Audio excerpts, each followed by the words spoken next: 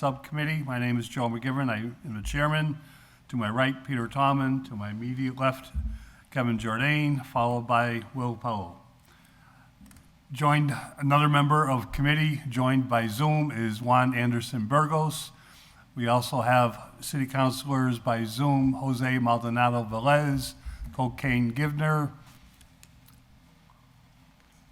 and a number of invited guests. We are going to get to work very quickly and get through this as best we can. This is, by the way, we are being taped, recorded live on the Access channel, recorded on Zoom, and streamed somewhere. Readily available. If we, the chair would ask that we take items 1 and 2 together. Motion to take items number 1 and 2 off the table. Second. Motion made, second to take items 1 and 2 off the table for discussion. All those in favor? Aye. Any opposed? Jesus was invited to the meeting, Jesus Pereira, our Veterans Director, but he is unable to make it tonight, and there are some questions that we cannot answer, so I would suggest we just table these for our next meeting. Motion to table. Motion made, second to table items 1 and 2. All those in favor? Aye. Any opposed? So moved. Motion to take item number 3 off the table. Motion made, second to take item number 3 off the table. All those in favor? Aye. Any opposed? So moved. This is a request for a transfer from contracted services, $5,000, to software license usage fees, $2,500, systems, hardware, maintenance, $2,500. Under discussion, we have the department head with us is Damian Cody. Damian, can you hop on? I'm here. Can you? I believe this is your transfer request. Am I correct? That's Yes. correct. Okay, I'm reading it. Could you explain the transfer request, both the reason for surplus in contracted services and what the money is going to be used for in the respective line items? Sure. So that the surplus, other contract services covers things for oversight of demolition. We haven't done a tremendous amount this last year. Some of the delays due to unforeseen circumstances, others because of outages for medical reasons, COVID included. So the people that would normally be using that money from our department haven't used it as quickly. Now the need is for, that's to transfer to another department where we cover costs for IT related software, hardware. That's supposed to be for every office. So we need a couple of small things done in terms of licensing. We've had an issue where when Wally Computers took our desktops away, our licensing for our Adobe Professional software went with the desktops. So now with our laptops, we need to purchase further licensing is what we were told. So that's for us. The rest, there is extra in there, and I imagine since there's, what I was told, there's no money in the IT budget, that it was run down to nothing. So the extra is just for the benefit of any other office that needs something. Any questions for Mr. Cody? I have one. Councilor Jordan. Damian, when a person switches computers, that typically doesn't require you to have to repurchase a license. Typically, what you have a license key, and if you go from one laptop to another laptop, you just aren't allowed to use them simultaneously on 2 different devices. It seems odd that there would be that we change computers, so I have to get a new license. Did anybody question that of Wally?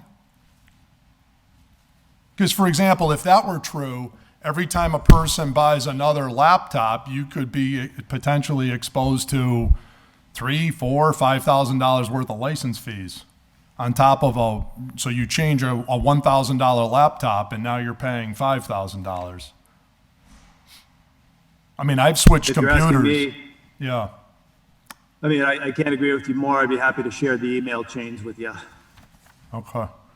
All right. Maybe Yeah, it's because something it's that- not that we weren't personal. really consulted when all our desktops disappeared and when our laptops have been switched out. Nobody took an inventory of what we needed or had on our devices. We just, kind of show up and our devices are switched. So We didn't have that issue with when HG&E was around. They even had a handout paper, but that's something I've definitely brought up with Wally a number of times, and also the mayor and anyone else that felt like lending an ear to my complaints. I'm happy to vote for this, but before you actually really spend the money, could you really investigate that to see if there's any way we can keep those licenses that we had before? Because that really sounds unusual to me. I don't know about other people in the room, but I've certainly switched laptops from time to time, and I always keep my license for, and I have an Adobe Pro license myself. It's wonderful software. Definitely can see why you need it. It's just you should be able to put that license key into your new laptop, you know, the one that you had before. So if you could look into that, I'd appreciate it. Damien, could you remind us what budget is the IT money in? I don't actually know if it's in through the mayor's office or purchasing. It could be one or the other, and I'm trying to see who's on here. I don't see, maybe somebody else knows, but it's never been within individual departments. So for things that are essentially part of the, anything IT, like a new laptop or desktop or purchased software, has come out of a more global budget. It used to be the HG&E. I just don't know where it transferred to. The For the mayor is record, what, CPC was told the same thing, that we had to repay for the Adobe licenses once our staffer was given a new laptop. Oh my goodness. that, Currently sits with purchasing, but we're transitioning back. okay. Because the mayor is with us. Josh, if we could ask you just to come to a mic, sorry. This is going to get pricey. Those are expensive. Mayor Garcia. Those are like $1,500. Without the purchasing director here, I mean, I think we just need someone to be overseeing the contract. And I think Councilor Jordan, and what we just heard from Megan and from Damien is, There might be others. every time someone switches out a laptop, if we have to pay $5,000, it's going to get very costly. No, it's a good question, and I'm actually, as you guys are speaking, sending an email to Mike from Wally at the moment. Hopefully I'll get a response sooner rather than later. Okay. But you're right, we're transitioning the IT management to the mayor's office and working with my team there, both Nilka and Steve, and how we're gonna better, be proactive with managing that for the city, so, Okay. yeah. Because I think most licenses would just, as Kevin said, would just transfer, stay with the person, stay with the I know, department. I'm feeling on the other way. I think that once you've installed the software on a computer, it sticks with it, but I'm not an expert in the matter. I'll look into it and confirm one way or another. Thank you. Yep. Yeah, I mean, I've switched computers multiple times. I mean, it's just common sense. Think of it this way: you spend $2,500 on a license, and by the way, a lot of people, if you're doing a number of things, you could have Microsoft Office, you could have a whole number of different things in a suite. You could have $5,000-6,000 worth of licenses on a laptop that cost you $1,200. You think you're going to spend $6,700 every time you get a new computer? It doesn't work that way. So there's something not right in Denmark with this, but as long as the right questions are asked. Now, the only thing I could say, maybe because this is commercial or this is something at this level, but I know on a personal laptop, that's what I'm familiar with.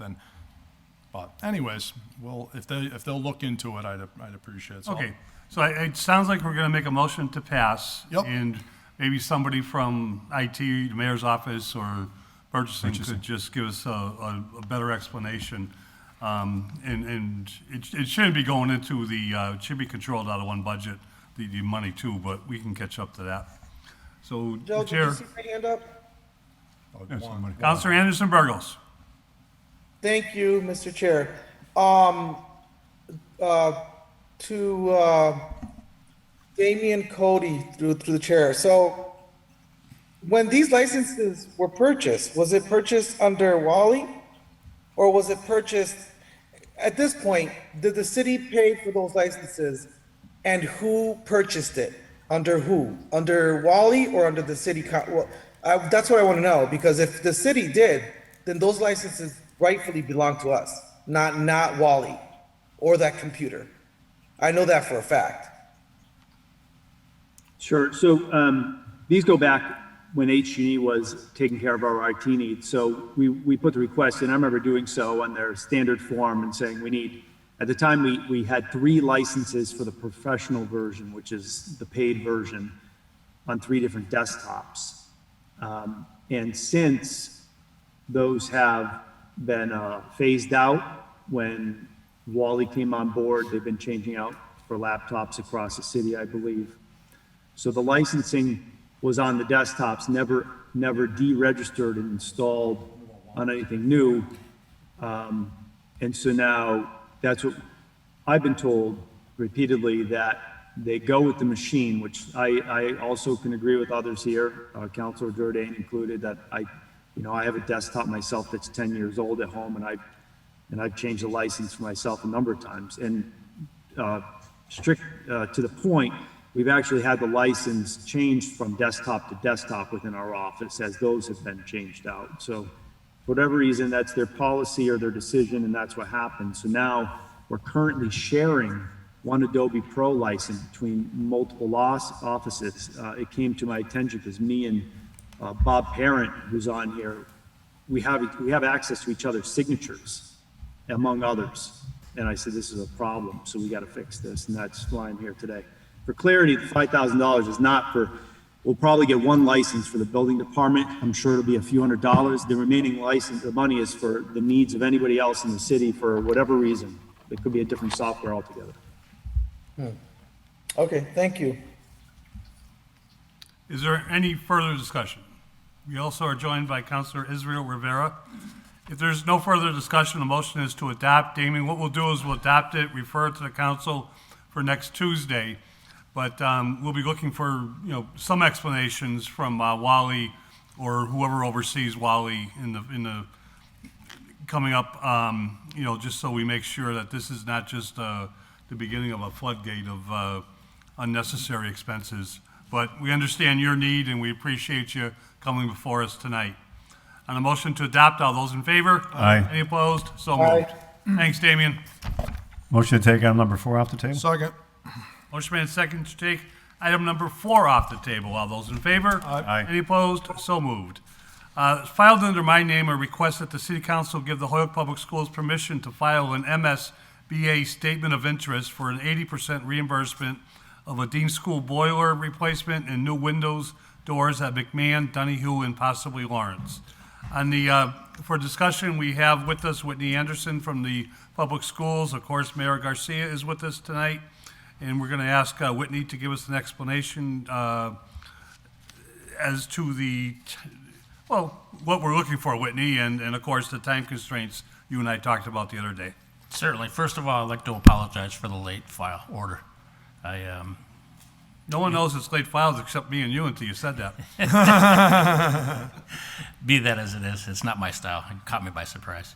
But what we have here is an opportunity to get into the process of trying to appeal for a opportunity to be invited into the Massachusetts State Building Authority Statement of Interest process for the accelerated repair program. Roofs, windows and doors, boilers. Boilers specifically just in the boiler room, not repairs throughout the building. So it's very targeted. It's an accelerated program, as the name says. And this is a non-appropriation resolution, which would then allow us, and I think the key sentence here is we would hope for invitation into the program. We filed for 4 different projects. These are all time related to the age of the various components that we're speaking of. Boilers at Dean School, over 35 years old. The windows and doors at McMahon School, Donahue School, and Lawrence School. And with that in mind, these are all institutions that are designed to be in our portfolio for a number of years to come. So we would really appreciate the fact, even though we've been rejected at Dean once before for boilers, we've been rejected at Donahue once before for windows, but we still keep appealing. So with that in mind, those are the 4 different projects. but I would specifically just read, and you've probably already seen it through email or communication in the attachment if you have, in regards to the language itself. The most important statement is the last sentence. And it says, "The City of Holyoke hereby further specifically acknowledges that by submitting this statement of interest form, Massachusetts School Building Authority in no way guarantees the acceptance or the approval of an application, the awarding of a grant, or any other funding commitment from the Massachusetts School Building Authority, or commits the city to filing an application for funding with the Massachusetts School Building Authority." If you find out later on you're not interested in pursuing it, we don't have the money for it, we can simply say thank you very much and we'll take it up at another time. These opportunities come up annually, right at about this time, and so that's what I bring before you tonight. Winnie, just to be on record, this is the accelerated Repair program. repair program. Yes. Unlike school building, the formula for this is the 80% reimbursement. That's right. For qualified costs. We are not voting on borrowing money tonight. We are just looking to explore the possibility that the MSBA would Invite us, invite us into the a discussion. program. Perfect. Yeah. Councilor Jordan? Yeah, Whitney, welcome. Thank Do you have a ballpark estimate of the boiler and the windows? And just like what type of money we're talking? In 2019, 2018, we just completed a similar program Okay. with Kelly School, boilers, Kelly School windows, Morgan School windows and doors, and then Sullivan School. $13.8 million. 13. Our share was about 2.8. Okay. That one, the windows and doors tend to be a little more convoluted as far as the technicalities, because sometimes there's air conditioners in there because we don't have central air. And so there are some accommodations that might bear down that 80% to a 71 or 72 or 73. But it's all contingent upon what work needs to be completed for those particular endeavors. Yep. Yeah. So, just Mr. Chairman, yeah, very much in favor of this. Basically, this is routine maintenance, needs to be done. And as I stated at the last time we had the discussion about the new schools, these are the type of requests that traditionally the city council has received over the many, many years, and I can never think of one that we ever said no to. I can't either. So we're going to keep that tradition alive tonight. Good. And happy to support it. If we can get the 80%, fantastic. Obviously, we can't afford it if we don't get the 80% because Right. we don't have 13.8 million. Oh, absolutely. And by the way, I don't know if you saw my other order. Hopefully, we'll take it up at the next finance meeting. But the day after we approved the 475, the assessors came out with some new information on the mall. I don't know if you saw that or not, but they reduced our tax levy by another $1.5 million. So, it is getting tight. But this here is a great ROI on our money. So if we can get, because you need to have a boiler, you need to have windows. So if we can get that, it's certainly money well spent. So happy to support this, Mr. Chairman. Councilor Tomlin? Yeah, thank you, Whitney, for coming in. And this is, and it's basically we have to take care of our buildings. Absolutely. The ones that, especially boilers and windows and doors. You bet. Could you go over real quick again? And I know you just stated it, and I know we did do this this program just about 3 or 4 years ago, right? 2018 and 19. Yes. Could you give me the schools again and what was done? Kelly School Yep. for the boilers Right. and the windows and doors. These are exterior doors, Extra, okay. not interior. And then Sullivan School and Morgan School. Huge, huge change in the perception of the building, the energy efficiency of the building, the durability that we're able to build into the components to resist vandalism and things like that. And it's breathtaking, especially at Kelly, because we were able to do some facade improvements as well. Huge. Yeah. And you stated earlier, just a little while ago, about these buildings, no matter what happens with the new school, if that ever even happens, these buildings will be In the stayed online. portfolio. In the portfolio, they're not going anywhere. Yeah. Okay. Lawrence is the toughest one, be honest. It's obviously the oldest. The oldest, right? Has some site conditions that we'd love to improve, but prudently, we have to approach those as we can. Okay. Thank you. I think it's important, as Councilor Jordan stated, I don't think we've ever not supported this, help from the state, and especially the buildings that need it, and the efficiencies that it creates afterwards, the savings and energy cost is important. It's huge. It really brings us many years ahead. Ahead, yeah. Thank you. Absolutely. On that, excuse me, on that older project, Kelly Sullivan and Morgan, Yes. do you have a dollar figure on what the energy savings might have been, or before and after? The windows and doors themselves are a challenge to estimate that type of a perspective because of the fact that the gas usage is combined over not only heating, but also a water heating as well. And I would say in relationship to that type of a perspective, you'd expect to see anywhere from 10 to 20%. And of course, now we have the COVID factor of turn the heat on and open the windows. Yes. Isn't there, Whitney, we just voted on something to do a letter on the Dean boiler to convert it from natural gas, correct? It's a study, yes. It's a study? Yeah, and the study could be quite a ways out, and there's no funding source attached to that. But what it does is it looks at bringing us into the current technology, which is electrically driven, and therefore you can achieve what many hope to, well, what they call in the architectural world a net zero building, whereas you can have photovoltaics on site, and that will help power your infrastructure. And that uses heat pump technology, either water to air heat pump, which is geothermal, or through the river, which is in this particular application because of the proximity, or it's an air to air, such as what you would see at your home with a mini split or something like that. Right. Heat pump technology. So those are done a little bigger, model for schools. But that's where we could really efficiently. In the meantime, the boilers and all of the work that needs to keep the current building going at the best bang for the buck comes the way that I'm presenting you tonight. I believe we did geothermal at the senior center, Yes, which has worked, I've heard nothing but good things about that. it's a very proven technology that has great efficiency. So, One last question for me. Middle school project, this is completely different, and I understand that. yes. However, if one of these three schools would be one of the schools that are going to be closed because of a new middle school, we wouldn't be doing the windows and doors, would we? That's correct, and these would not be. These would not be of the four schools. Obviously, Dean not, but Well, I didn't think McMahon or Donahue would be closed. yeah.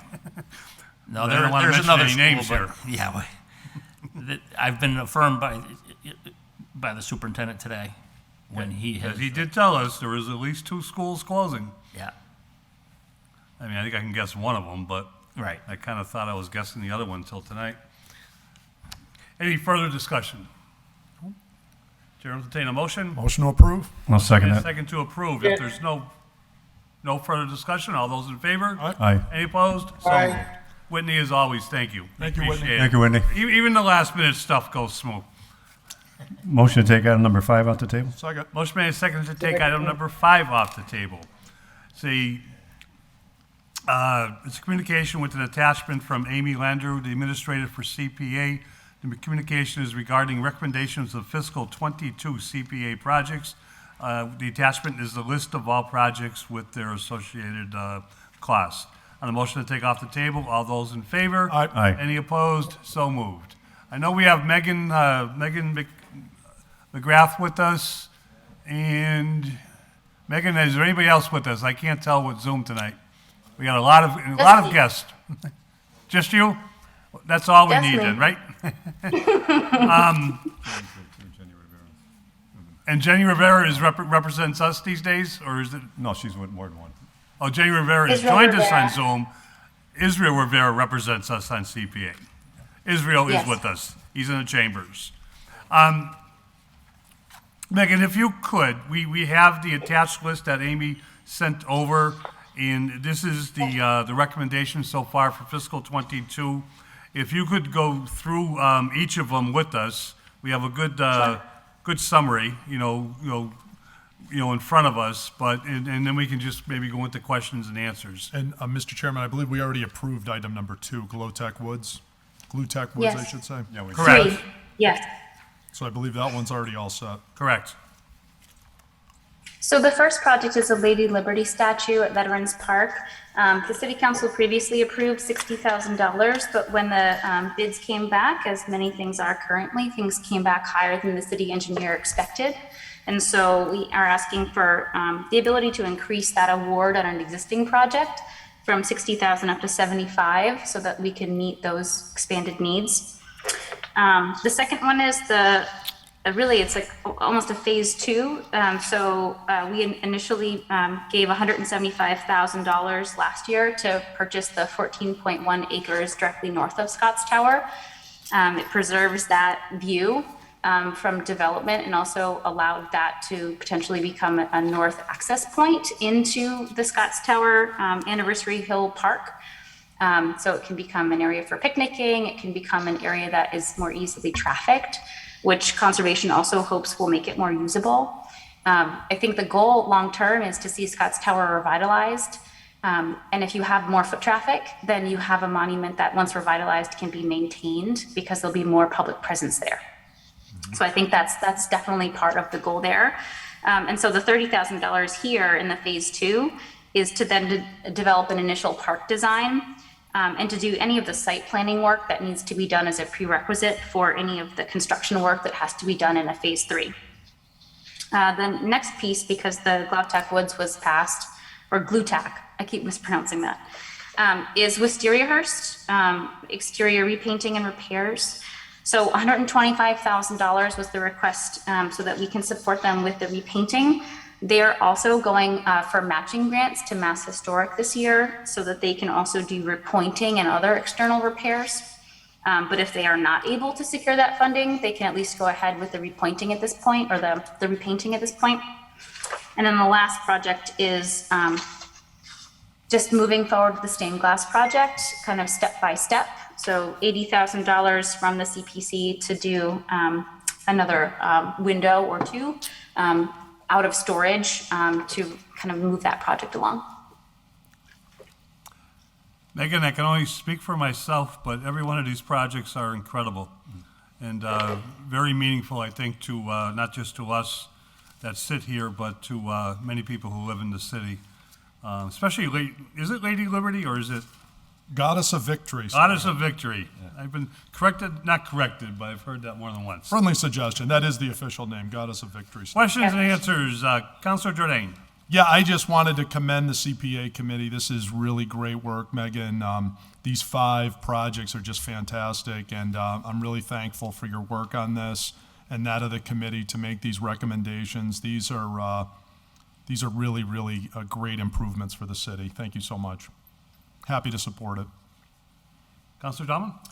Yeah, thank you, Megan. I'll echo Councilor Jordan's remarks. It's really important to take care of what we have here, especially in the parks and historically, and anything we can do to improve the aesthetics of our community which we live in. It's a big benefit to the citizens of our city. So thank you for the work you do.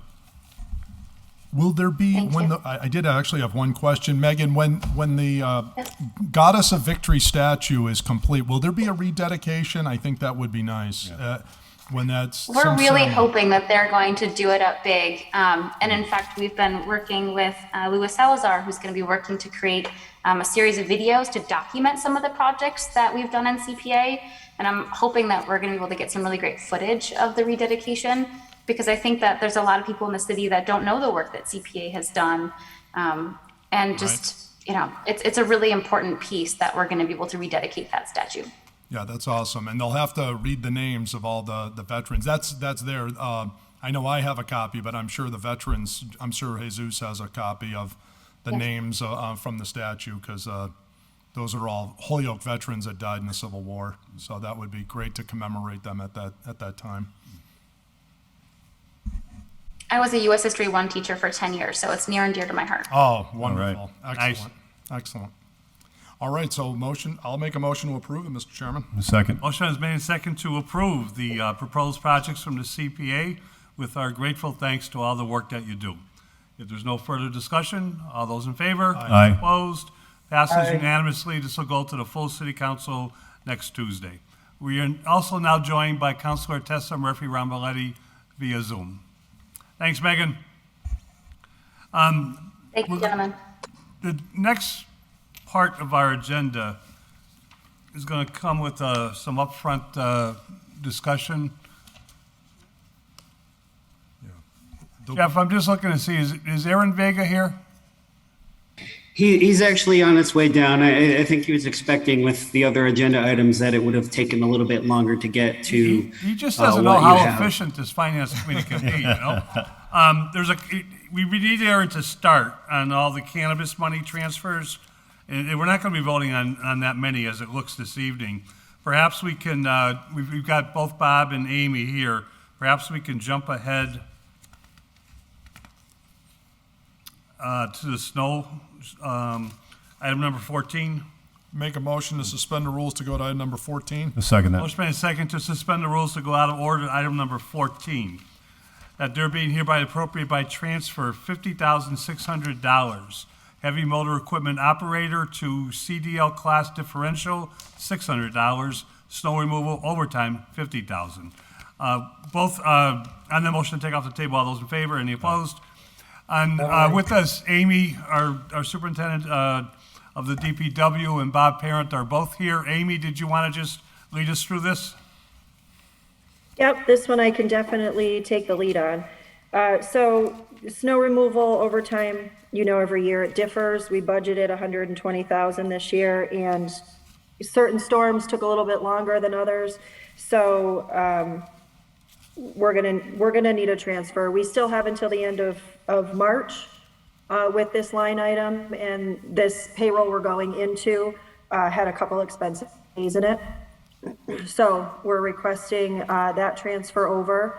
And then the CDL Class A differential is, you know exactly what it says in the laborer's contract. They have a 75-cent shift differential for having to use their CDL as a Class A. And we've run into a bit of that with patching and with some of the work we've done with the fire department and replacing some of their intersections. We've had to tow out excavators. And the surplus, just so it's said on record, you've had some vacancies in these positions over the year, and you still have enough money to get through the rest of the year for that line item? Yes, yep. I have looked at, so I have a spreadsheet with where we're at with all of our personal services and where we will be at toward, you know, at the end of the year. And I've increased on my spreadsheet, excuse me, the heavy motor equipment operator line by 3 positions. If we had to pay 3 additional people for the next 3 payrolls, and then starting May 1st, I bulked it up to if it was a full staff, because we have been interviewing the past couple of weeks, and we'll still have at the end of the fiscal year after this transfer about $20,000. Thank you. Is there any other, Councilor Jordan? Yes, Mr. Chairman. Amy, I had a question. I wanted to see also, how are you doing on your snow expense line relative to your private vendor snow pickup? And how is that going? And then I had a secondary question, which is gas included in your private vendor rate? You don't, or do we pay extra for gas? They have to provide their own gas. Okay. That's in the contract, that they provide all the maintenance on their vehicle. We haven't really done anything in the past couple of years with contractors doing salting or sanding, but that is in the contract. If they are paid for it, they need to provide it. As for that line, I feel like Tanya might be better to answer that right now. We do have a couple more storms that we're working on getting the contractors paid. Is Tanya on with us, or? Tanya, our city auditor, are you with us? Looks like it. I am. I'm here. I can actually look that up for you, but it will take me a second. Okay. Just because when we're talking about 120,000, then plus this amount, I also just don't want us to lose sight of the private vendor snow, because this is the city side of the snow account. I just want to make sure we're looking at the total cost. Last I looked, it was $223,000 in deficit. It was 223 deficit on private vendor? Yeah, for the regular snow and ice services line. Okay. Amy, you don't know what the number is, do you? Offhand? So with this, it looks like the two would be 400 grand for the year between the two. What do you mean with the, yes. Yeah, because it's saying that Amy said that she spent 120 so far, and now if we approve this additional 50 plus the 223 on the private side, it's about 400 combined. That's correct. Okay. All right. Is that about average these days? I mean, I know it's hit or miss, but depending on the weather, but I think we've had worse than that. We've had some better than that, but Yeah, we usually do we usually have like a 7-year average, and that is about the average. okay. I can't find the account number, I'm sorry. All right. Well, maybe you can just shoot us an email at another time. It's not that it's not that important right now. But I'll make a motion to approve this, Mr. Chairman. Motion made and second to Thank approve. you. Amy, while we're talking about snow overtime, and I think I know the answer, but I had constituents ask me, the last storm, in some neighborhoods, the side streets seem to be a little delayed to when the first plows got in there. Do you know the answer? So we had, I don't know if these are neighborhoods that had an issue with the parking ban. This would every be, storm is, one would be the Great Lakes, I call it. Michigan, Erie, over by the college, Arden, Benton. Yep, so the last storm, we did have our privates come in, but we did have a couple of our regular guys. That I'm not sure what route they were on, but we were down a few guys due to some COVID absences. It was, kind of the end of having a few of them out still. So they could have been the couple of neighborhoods that those people were in. So it was up to our contractors who were not familiar with the neighborhood to get it done. Okay, thank you. Any further discussion? The motion is to adopt. All those in favor? Aye. Any opposed? Passes unanimous. We'll get that to the full city council next week, Amy. Appreciate it. And I think we have one more that you can take the lead on, I believe. Motion to take item number 15 off the table? Motion made and seconded to take item 15 off the table, made and seconded.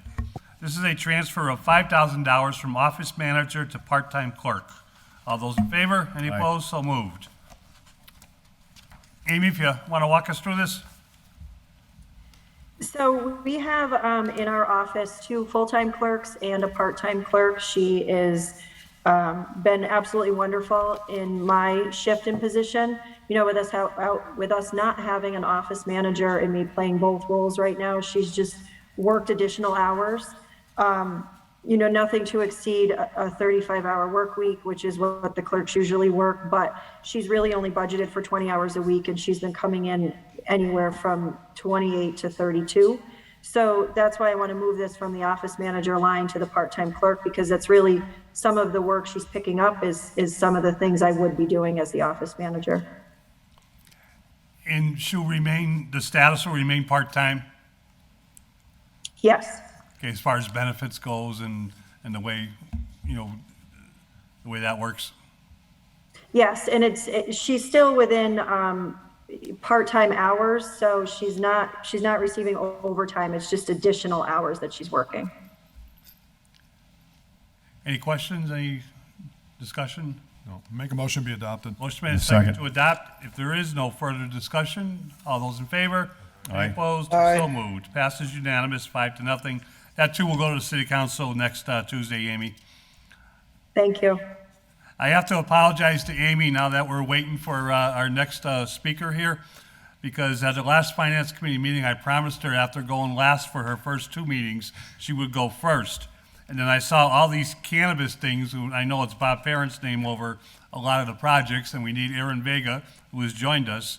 I had to put Amy a little bit closer to this, but Amy, if Bob's going to take the lead in the rest of it, you're welcome to stay. But if you have something else to do, you're welcome to do it. I may stick around and listen a little, but I do appreciate it. Thank you. We appreciate you. Thank you. Aaron, you want to come in? Mayor, did you want to come in? You know, you happy out there? Yeah. The distance? Yeah. That rail has protected a lot of things over the years. Yes, welcome. We are joined by, have the presence of Mayor Garcia with us all evening. We are now joined by Aaron Vega, our Economic Development Planning Specialist. And the next part of the meeting is a number of transfers from what is known as the Cannabis Stabilization Fund, which was established by the city sometime last June, when we found out that, cannabis dollars that come into the city, especially through the host agreements and others, can only be used in a certain way and need to be accounted for. We are also joined by Zoom by Tanya Jojek, our city auditor, and I think there's only a number that we are looking to pass for this year, but I think what would be appropriate is kind of a roundtable discussion as to the ins and outs and rules and regs about what we do as a city. Absolutely. And this is all brand new to us, so it's not just brand new to our new mayor. It's brand new to, I think, everybody that's about to undertake this for the first. Although we have spent some money in the past, but unfortunately it went into the general budget, even though it was eventually earmarked correctly.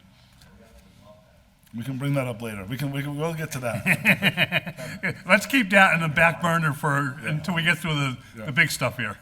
Yeah. To the committee, I think if you heard what I said, we're really going to be taking up.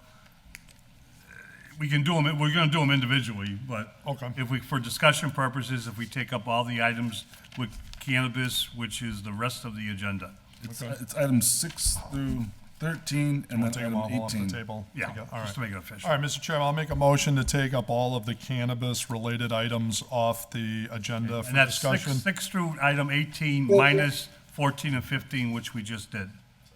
All those in favor? Aye. Any Aye. opposed? Thank you.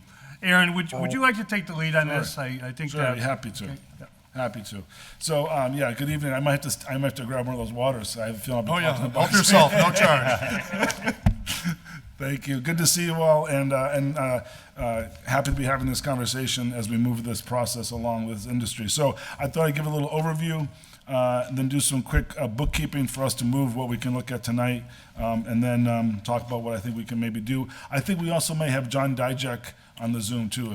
I apologize. John Dijek is with us, one of our economic development specialists, if I got that right. Yep, he's been the through line. If you think about it, pretty much when the Cannabis came into Holyoke and the group that formed the regulations, I mean, other than obviously some of the city council, it's a whole new team.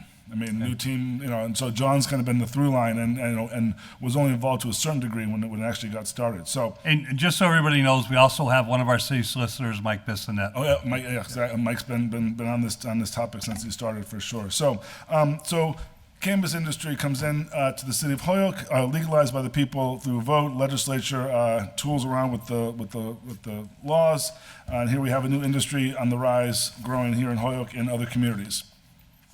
Obviously, at the forefront, we get the base tax, property tax on buildings that they've either purchased or have fixed up, so the values go up. I will tell you now, we are working on a financial report narrative. You'll have it hopefully very soon, and that's going to be a question I'm sure you'll ask, but we're already working on it. In addition, we've also brought in a good number of back taxes owed on properties, because you cannot get a host community agreement if the property you're trying to utilize has any back taxes. The host community agreement in the city of Holyoke is entryway into this industry, as it is everywhere else. One established here makes it very easy to get started. There's no RFP process. We don't vet the candidates. We've decided that we're not going to control capitalism and the free market.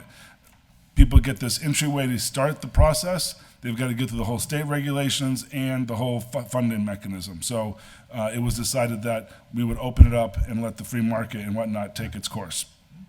Within that host community agreement, we are allowed a 3% excise tax, which the city council voted and accepted. That money goes into the general fund. Very similar, think of it as the meals tax, room and board tax that we get, right? So it's our share. The state put on 17% taxes, we get 3%. That comes in quarterly, financed through our cherry sheet and through the auditor's office, like all the other monies like that. We also get a 3% impact fee. And at this point in time, again, with the boilerplate host community agreement, everyone is paying 3%, dispensaries or manufacturing. And remember, for us, manufacturing includes either you're just growing or you're processing or you're doing both. So in Holyoke, the license to manufacture is both of those. Those are separate licenses at the state level. So, and just as a back note, and again, I'm assuming you have it, but we can always send it to you if you don't, the copy of the host community agreement, it's online and whatnot. But the entry to get a host community agreement is you have to have secured property, either by a lease agreement or you own the property. There's no back taxes on that property. Your company's registered in the state of Massachusetts, and you're obviously in the right zone for Holyoke, which is IG. Meet those 4 criteria. You think pretty basic, but there's been many issue with them, and so that gets you the key to start the process. And as I mentioned, a lot of money has come in from back taxes because we won't issue a host community agreement if there's any taxes owed on the property. So the 3% impact fee is what we're talking about. It was found out, basically, I started in January, so this was something we started working on February and March, working with Tanya and others. We had to create a separate fund for this money, and according to DLS, it had to be a stabilization fund. At first, we thought we were going to do a revolving fund, but it's a stabilization fund. We got it voted in June of last year, just before the end of the fiscal year, which is important to note because a stabilization fund created in the fiscal year cannot accept any monies in that fiscal year. So it was important to get it established before the start of the next fiscal year, or else we wouldn't be able to put any of this year's money into the fund. We collect the impact fee 90 days after the calendar year, so we're in the prime spot right now. We sent out a letter to all the special permit holders, all the special permit holders. 30 days after the calendar year, they have to send us the annual report. 90 days, they have to send their impact fee. Obviously, if they're not open, there's no impact fee because they're not making any money. So the guidelines around impact fee are created by the CCC. There's lots of interpretation going on. Obviously, if you've been following this at all, you know that there's lawsuits going on in different communities. There's many communities that have dropped the impact fee. There's some communities that have lowered the impact fee. This is a conversation that the mayor and I are having as the impact fee goes forward. It's important to note if we make any change to the impact fee itself, we would have to reestablish the host community agreements with these entities. It's a legal binding contract, which shouldn't be a big deal. We can just amend it or have them reissue new ones, working with the law department. But also, 2, we make that decision any time in this calendar year. It's for the whole calendar year. So if, and it's something I propose, to lower the impact fee from dispensaries to 1%, if we make that decision, the mayor makes that decision this month, next month, it'll be for the whole calendar year. And we can talk about that later if you want to. So that's sort of the guidelines. The impact fee funds have to be spent on reasonable expenses caused or impacted by the cannabis industry. Back in May, June, when we were talking about creating the fund, I had sort of said there was sort of 3 main buckets that we were looking at to put funds into. Obviously, we can work with the city council, we can work with the mayor and some of your ideas to what funds can be put on. Obviously, sidebar, I think Councilor Jordan has mentioned it among others, in the ordinance conversation around air mitigation, air quality control, studies, all that can be impact fee money, right? So we will work with you. I'm assuming it would go through my office or the Board of Health's office, put out the RFP for consultants, testing, et cetera, get the best products we want. So obviously that's something that the impact fee money can go towards. So those 3 buckets that I had come to the council and actually got very favorable feedback from the CCC was infrastructure, which is a lot of what most communities are doing, making sure that infrastructure is in and around the IG district where these companies are. I don't think this is the right money to, say, fix a park in Ward 5 or Ward 7, because those communities aren't as impacted, and they don't have the arguable years of disinvestment on the infrastructure in those communities. So this is the opportunity for additional funds beyond Chapter 90 to do the sidewalk repairs, to do the storm drain fixes, to repave the roads, restripe the parking spots, all that kind of stuff. Put up new crosswalks, new signage. So those are a lot of the proposals you'll see in infrastructure, the biggest bucket. And I would also say some of the biggest support from the industry that's set up now. These are concerns that they've brought to us as well. So the second bucket was workforce development. One of the impacts that we see is that this industry has come in, and right now today there's approximately 500, almost 500 people working in the cannabis industry at this point on this day in Holyoke. And so where are those people coming from? And I know that we have a lot of our guidelines in our HCA and our ordinances and our special permits about hire local, which is great. And so, of course, hire local Holyoke, but also hire local Western Mass. So we feel that the workforce development needs are critical. We're lucky enough to have Holyoke Community College right here that does so much great workforce development work and has the Cannabis Education Center. And so one of the proposals in front of you tonight, one that actually can move forward, is to fund a scholarship fund there at HCC for Holyoke residents to take the classes there. Also allow a small percentage of it to be used for marketing of the program. There are other cannabis industries that actually donate to the same program at HCC. So a lot of the companies either volunteer their time in the education, but a lot of them with their positive impact plans have made HCC one of their recipients. So, but this would be strictly for Holyoke residents. Very similar, if you remember, when the casino partnered with the Cubit building to bring the culinary department, HCC, they gave us impact fee money for being a neighboring community to the casino, and that was used for scholarships for Holyoke residents to go to the HCC program there at the Culinary Institute. And then the last bucket would be staffing. And so there's a proposal before you tonight, and we can talk more about it tonight, and probably I'm sure that one will be continued a bit, to support some staff, particularly in my office, since the entire industry runs through my office. And so to have a point person, a cannabis liaison, whatever it may be, even just working with our current staff and open up some of our job descriptions, we could actually make it happen, I think, without too much effort and having to write ordinances and creating any new positions or anything like that. So this fund could also, I know one of the things that's not before you tonight, but we're working on with the mayor's office is, and the police department, is to create a little bit of a fund for a task force. Perhaps it's maybe just for local overtime, but specifically targeting some of the illegal grow operations. Obviously, there was a big article just recently in Holyoke, and it's my contention at this point, especially when you're downtown and smell the odor, I believe a lot of that may be coming from illegal grow operations and not the legal grow operations that actually have air quality control. So something to be considered, could tie into our air quality studies, so how we sort of deal with the illegal grow operations in the city as well. Not the home growers who are allowed to have 12 plants at their house, which is obviously another issue, or 6 to 12 plants if it's 2 people in the house. That will have to be worked out as well. But we're talking about large scale, illegal, legacy market grows. That's kind of the overview. The next part I was going to talk about was like what to look at, how we can look at tonight, but maybe I want to stop there. I think yes, that would be, I think if we could stop for a second, catch our breath. Yep. And if we can keep this in order, I suggest, Tanya's with us. We created the stabilization fund last June. I have one question, but if we have any questions on how the stabilization fund works, it is similar to our stabilization fund that we call our rainy day fund, but I just want to make sure that if there are some differences, we understand that.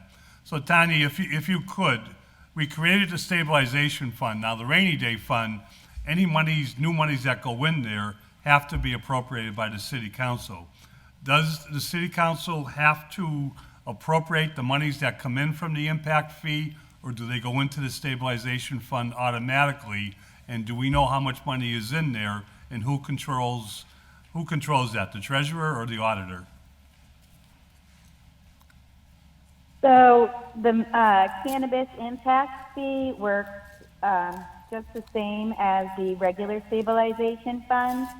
The revenues go in there by ordinance. So when we created the ordinance for the fund, we specified that those particular revenues would go in there. So as soon as they come into the city, they are deposited into that account. The treasurer opened a interest-bearing account for these funds, so it would be standalone, just the same as our regular stabilization fund. And the current balance in there is $320,650. And city council appropriates all of the expenditures out of this stabilization fund, same as the original stabilization fund. And as the original stabilization fund, I believe that requires a 2/3 vote of the city council? That's correct. Okay. Can I interject one quick thing? Yes. So that amount is correct. It doesn't sound like a lot. We still have 30 days left, and we're projected to get another $2 million in, because that's only 2 checks that recognizes that. So they've got 90 days by the end of the calendar year. So they've got basically to the end of March to send in their impact fee to us. So GTI and True Leaf have not sent in their checks yet. GTI last year sent in a $1.1 million check for 2020, and 2021 was a little bit better year. So, and then True Leaf was probably growing for 7 months of the year. So, Thank you. yep. Any further questions on the stabilization fund? You answered my question. Okay. Okay, I think we're all on the same page. Tanya, thank you. Aaron, thank you. Before we get into individual projects, on the 3 areas, this would be DLS, Mass General Law, that allows us to use it. Is there any discussion or any questions about that, like infrastructure, workforce development, and staffing? Oh, questions on that piece? Yeah. This is regulated by the state. And Sure. Is there any direct questions about, Well, yeah. how we can use the money? Yes, I have a question. Councilor Jordan. Thank you. So I had the opportunity to look at the ordinance that was adopted last summer.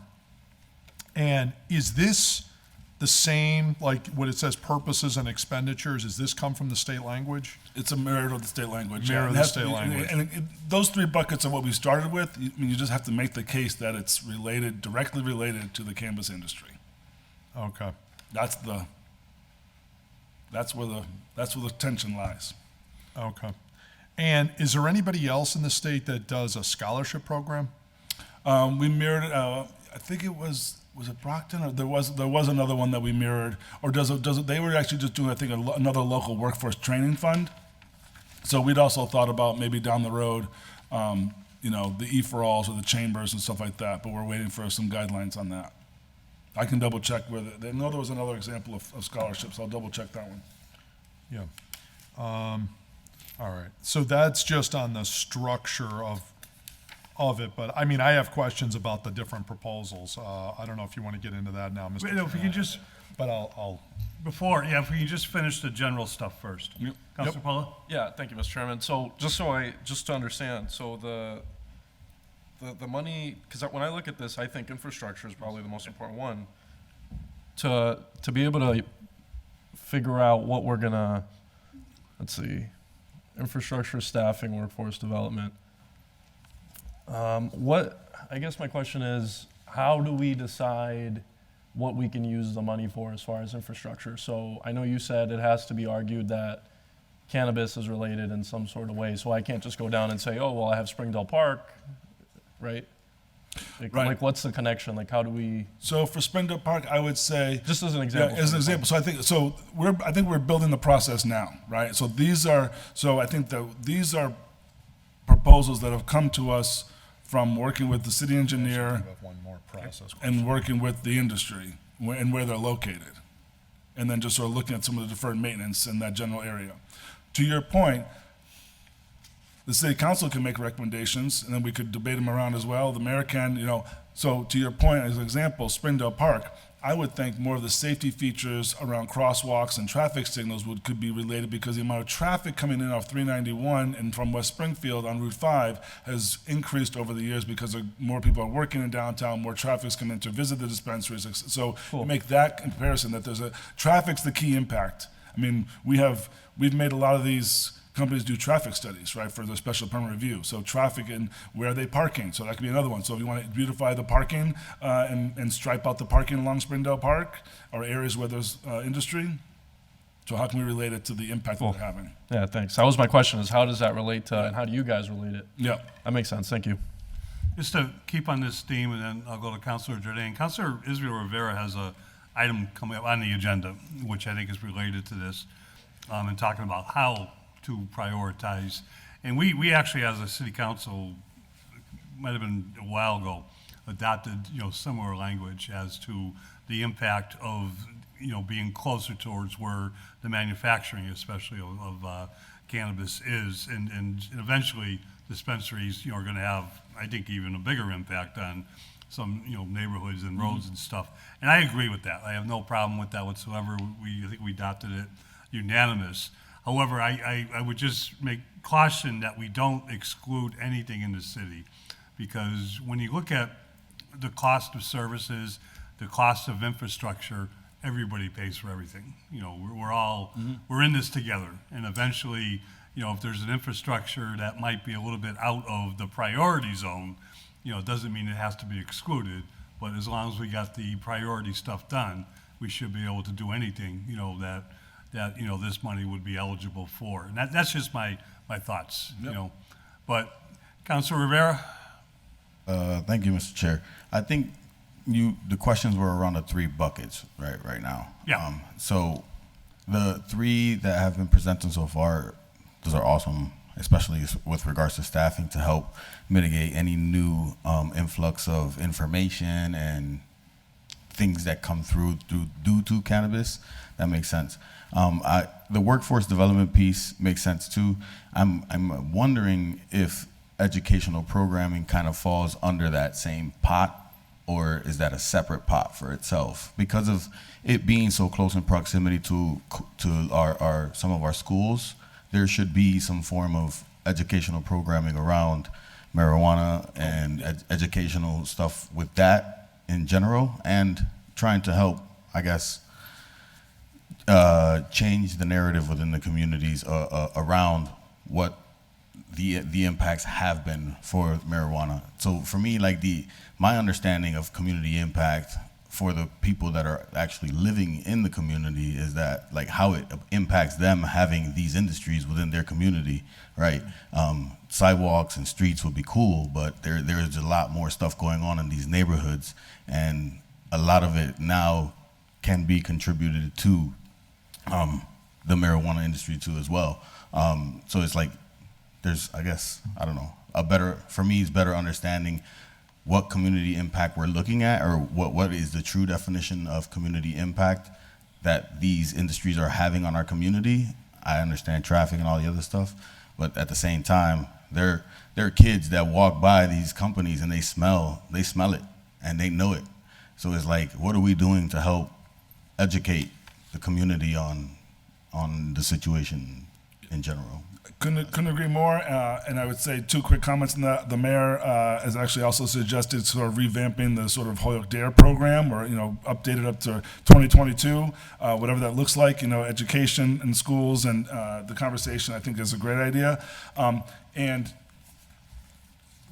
I couldn't agree more. We're looking to you to come up with these ideas as well, right? I mean, so this is the start of this, right? So, I mean, just for context, and again, real quick, right? Some of these, we'll go through these. Some of these orders are for 2022. Some of them are for 2023, so we can even just table a bunch of them and not even talk about them tonight. There's also a couple that we've got to go back and actually refix a few numbers and some street locations, because I think there's just X's in there. So I think that there may be two that we can maybe move tonight if we even wanted to, but there's really just 6 that I'm even, 1, 2, 3, 4, 5 that I'm even looking at tonight for this round. And it might not be tonight, I'm assuming there'll be one more meeting. If all these were funded right now, the full thing, it's $750,000. We're gonna have $2.5 million. So I'm looking to you to come up with those ideas in the community, and nobody better than you and Jenny and the new crew to be out there who knows what's going on. So 100%, we can work with you on that. That's what this is starting. And so until tells the impacts and that we're all in it together, absolutely. Mr. Chairman, Tessa has her hand raised just in case. This is my my Zoom buddy right here. Light, a little bit light there. Are you all set, Councilor Rivera? Okay. Can I go to Tessa? Zoom co-pilot. Okay. Councilor Murphy Ramaletti, I see the hand now. Welcome, Tessa. I'm here. All right. So, hi, everyone. Thank you, Mr. Chair. I wanted to just make a couple comments, pull up my notes, because I'm a good student and I have really been looking into a lot of the, not just local legislation that we've already passed, but what are other communities doing, and also what is the state suggesting and what's happening statewide. And so, I just wanted to mention tonight, because Aaron did a great job giving us all the background, but there also, I just wanted to mention that there is legislation that is pending. I think right now it's in the state's Ways and Means Committee, and really what they're discussing is about, there's a lot of it, and I'd be happy to send it to everyone afterwards, but the one of the pieces that the legislation would require is that cities adopt policies and procedures that are needed to promote and really encourage full equitable participation in the industry, and to positively impact these communities and these, I'm gonna plug my computer in, these communities and these populations that have historically been disproportionately impacted by the war on drugs. So I think the conversation that we're having is really great tonight, because we also have the opportunity to, my timer's going off, I'm so sorry. So my point is that all of this really points to a bigger need for us to have a conversation about adopting policies and procedures so that we can all agree on what should go forward and what the minimum requirements should be, and what are the things that we want to prioritize in the city. So I don't know if that means that one of us should file an order about adopting policies and procedures that will establish some kind of system, because as Aaron said, this is just the beginning. We're going to see a lot more of this in the future. And I think we should all have a really good conversation about what that looks like for us. So those are just my thoughts, and I'm going to turn off my timer now. Sorry. Thanks, everyone. No, don't be sorry. Thank you. Our Ward 1 councilor has had her hand up, Jenny Rivera. Thank you, Chair. So I just wanted to say I went last week. It was Aaron, myself, Mayor Garcia, Councilor Tommen, and I forgot the name of the other guy. So we all went and we took a tour at GTI. And for the ones that know me, when it comes to weed, let's put weed, and we're talking about the street weed. And I'm not into that, but I did go into GTI, and it's totally different. We went into 3 or 4 different rooms, and the smell of the legal street ones, totally different to what it was inside GTI. I didn't have a problem with it. So especially in Ward 1, I want to say, living here all my life, you get the cars going by, you get the smell. Whether it's skunk, people say if it smells like skunk is better, whatever. I don't do it, I don't care for it. But if the kids are walking by I think they're getting the smell totally different than what it is in GTI. The place is absolutely beautiful. they spoke to Aaron, they're willing to give space out to help Holyoke.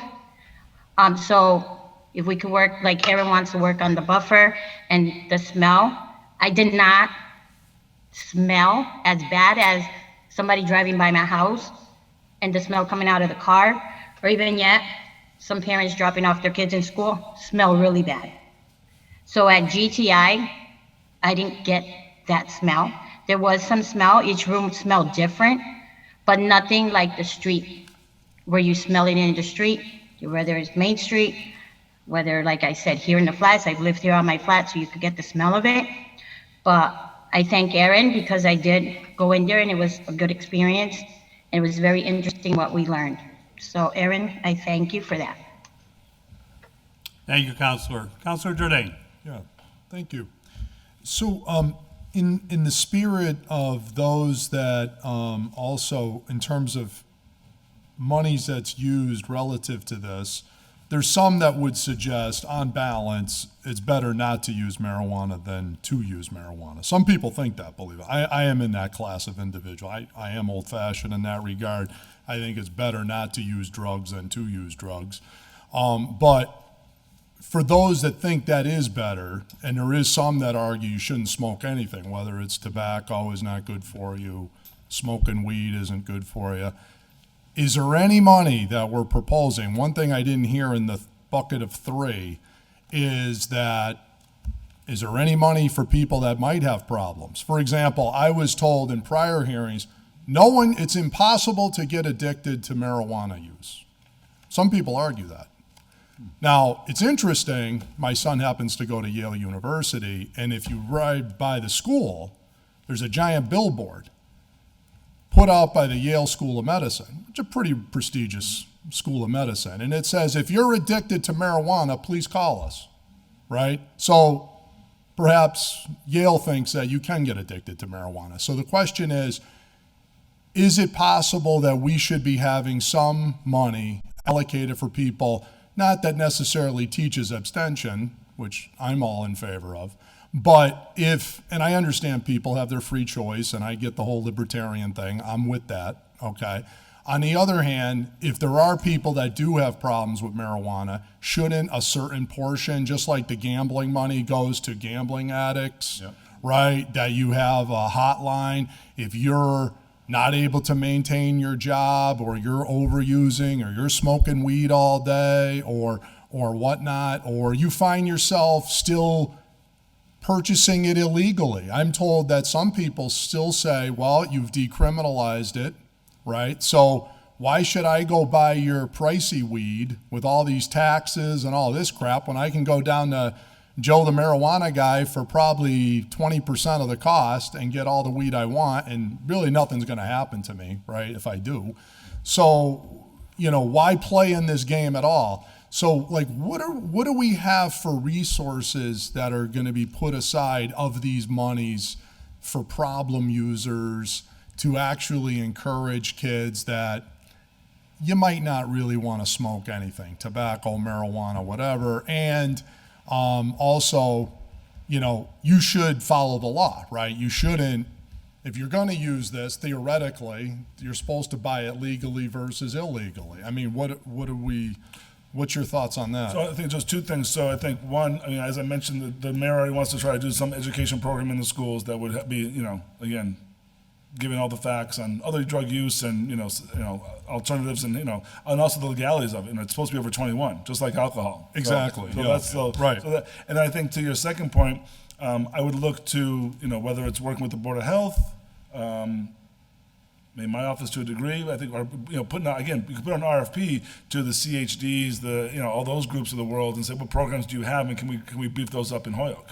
I don't think that's something we would want to run, but I think we could allocate funds for anything reasonably related to cannabis or drugs. That's an impact. So we could definitely do that and say, yeah, you want to put a $80,000 contract together to get a company that already does this work, set up an office in Holyoke and be able to, have a community liaison. And so I think that's very reasonable, and I think would be a good order. Okay. Yep. And again, I like what Counselor Murphy Ramboletti was saying relative to, let's put some semblances of a process here together. Otherwise, it's just sort of take it as it comes here, right? We got a proposal X. Okay, well, I think what we should be thinking about is a little more structure, which is develop a budget that says, we think we're going to do so much to infrastructure, so much to education, so much to prevention, so much to these mitigations. What is interesting is I've heard now multiple speakers say that there actually is an odor. I've heard at other public hearings that there is no odor. What are you talking about? I walk around town and I don't smell anything. But apparently somebody does.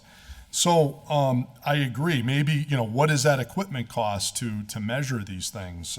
As a matter of fact, one of the attorneys who represents apparently, he says, why don't you guys use some of this money to go buy this equipment which we were already thinking of. He didn't. We're already doing that. So I think a couple things. So this is the start of this conversation. So I think whether you want to create.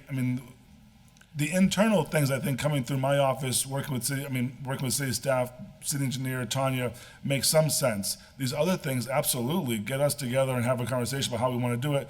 Creating a budget, something we're working on. I just want to say, all these things we're talking about help strengthen the one proposal about getting some funds for staff. Having someone who this is in our office. This is, when John and I sit down, we have to say, okay. We're meeting today, on Monday catch-up, we're not talking cannabis for the next hour and a half. Right. Because if we start talking about cannabis, whether it's the ordinances, whether it's the multiple issues that are going on, it's just all consuming. Yeah. So it's like we need, so these are all great ideas, and we want to be doing them, and we just need that support. And so, we have an idea if we want to get to. So that's my three buckets. Maybe we should have a fourth bucket, Absolutely. Which is prevention. Yep. The other question I wanted was a technical question relative to the stabilization is, if I understood it correctly, June 21, we formed this, which legally allowed us to receive the money. In 2022 and from which then is on. what we're doing now. Yes.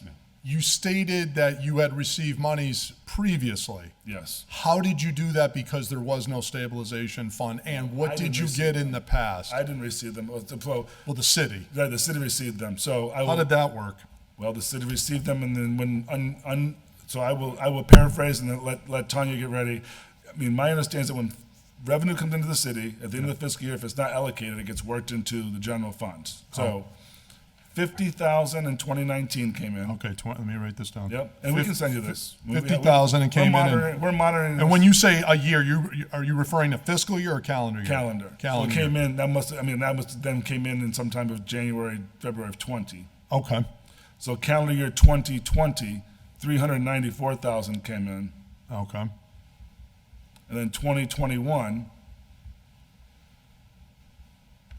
for the fiscal year 2021. Fiscal year 21, which was ending July. No, these are probably backwards, right, Tanya? The 2019 is probably from 2018. The 2020 is from 2019. Yeah. You had it right, but not calendar year, it was fiscal year.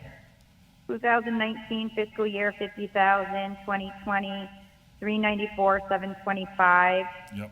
2021, 1,146,564. And that was a total of 1,591,289. That was actually posted into the general fund. Right. So to a conversation that, we don't need to bust open tonight, but I would argue that funds need to go back to the stabilization fund at some point. But maybe not. If we get a ruling that they're okay to go to the general fund, then we can see. So I'm not the lawyer in the house. Well, if they were unexpended, they would have went to free cash, assuming we had free cash, or it made our deficit that much smaller. Yeah. Right. And so I think there's still legal rulings as to. Because there's a ruling somewhere that's supposed to go into a stabilization fund? Yeah. Interesting. Okay. All right. Yeah. Okay. Well, thank you. That was my process question. Johnny, could you expand on those 3 years where this over $2 million came into the general fund? 1.5. I'm sorry, 1.5. During those same 3 years, how much of the the 3%, fee that goes into the general fund quarterly, how much did we receive? The excise tax? So, yeah, the excise. We didn't start receiving excise tax until 2021. And 2021, we received 277,612. And 2022, we received, so far, we've only had 2 quarterly payments. We've received 250,154. Now, For a total of 520. if that's excise What? tax, if that's a 3% tax too, why is it the number is smaller and behind the 3% impact fee? Good question.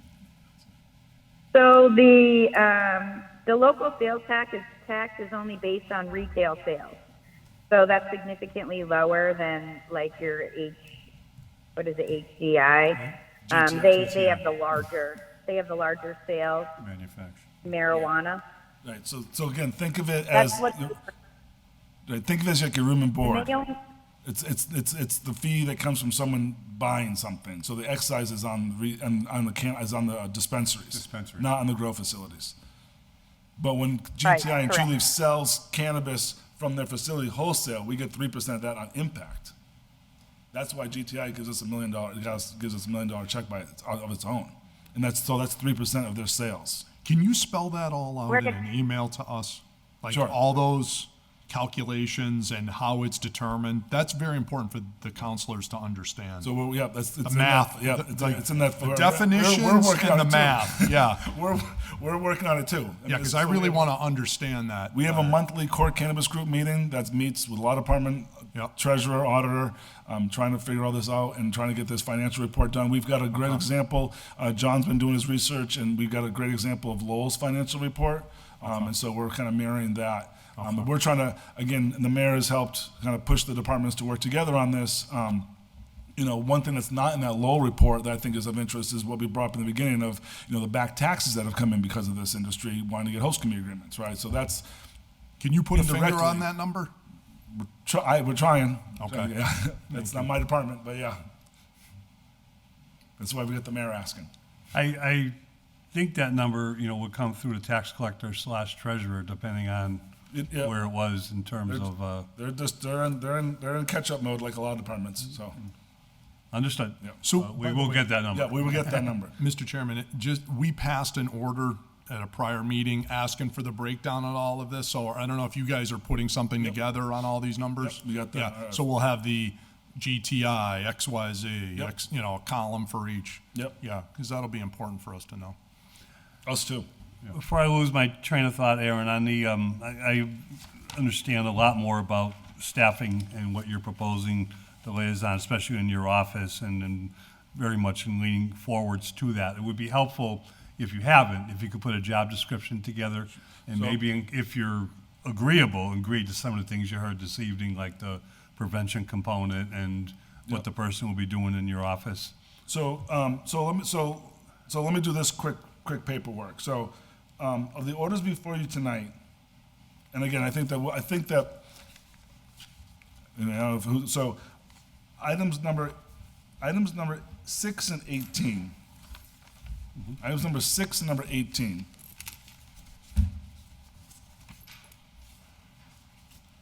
Are the only ones before you that I would say, and again, whatever conversations happen, but the 6 and 18 are the only ones that are good to go forward tonight. Everything else needs a little bit of a tweak.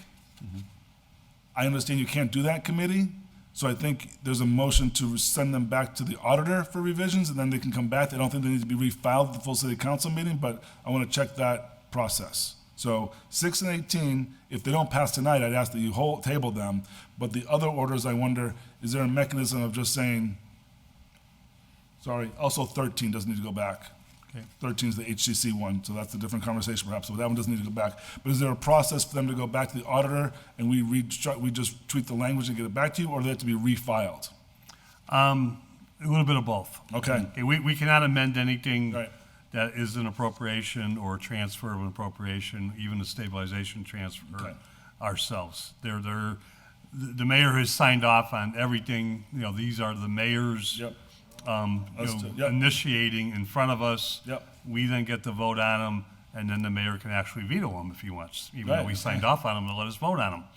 But let me suggest we go to item number 6 for 2 reasons. Yep. One, because Bob Parent is with us this evening. Yep. And a lot of infrastructure, projects coming down the road Yep. are gonna need our very qualified and incredible city engineer, who, Mayor, I'm trying to keep him with us longer than what we Me hear. too. Me too. Right. And also, and then if we could just talk about 18 tonight. And absolutely, we'll Okay. we'll talk, and we can talk about anything tonight, even if it's going back, okay. for tweaking. Yep. But Bob, welcome. Hello. Did you want to talk about this project in particular, and then also maybe in general about how do you prioritize infrastructure projects with the mayor and with Aaron and with all this money coming down the road? Sure, and maybe Aaron had noted that several of these items need to be tweaked, but I agree that 6 as presented is ready to go. Item 7 is not, and item 11 is not, but I'd like to put them in the same bucket in terms Yes. of fiscal 22 projects. Yes. So when we began this discussion not too long ago, part of it was trying to identify what could we get done this year, because reality is there isn't much left of this year. We've got 3 months effectively left to implement things that involve infrastructure improvements. What that realistically means is that we have to utilize contractors that we already have on board, because 3 months doesn't give us time to go and re-procure a brand new contractor. So we would be looking at working with our contractor who's on a 3-year contract for paving, Palmer Paving, or the firm that now owns Palmer Paving. We have a couple of contractors doing sidewalk improvements, one doing CDBG sidewalks, and Ludlow Construction doing a lot of sidewalk work in the South Holyoke area. So partly what we tried to do was identify what are several projects that we could do and get done this current fiscal year. At the same time, we're having a dialogue of really what do we want to accomplish long-term next year and following years as part of this. So item number 6 is pretty straightforward. We're proposing to replace the sidewalk from Race Street to Main Street on Sargent Street. That's what runs directly in front of Boston Bud. Clearly, it's impacted by the activity at Boston Bud. Clearly, it is needed, and clearly it would actually be beneficial to the cannabis operation as well. So I look at it as, is it justified because of impact? Yes. Is it justified because of need? Yes. And is it justified because it ultimately provides a benefit to a new industry that we're trying to continue to support in the city? So that's really how item number 6 landed on the list. How much footage of sidewalk does that entail? I wish I had if I back calculate that, I think it's in the range.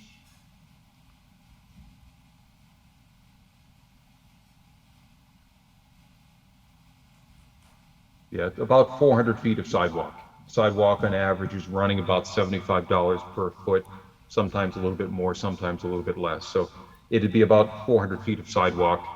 And Bob, that would include the handicap accessibility at any intersection and so forth? That's correct, and at the alleys as well.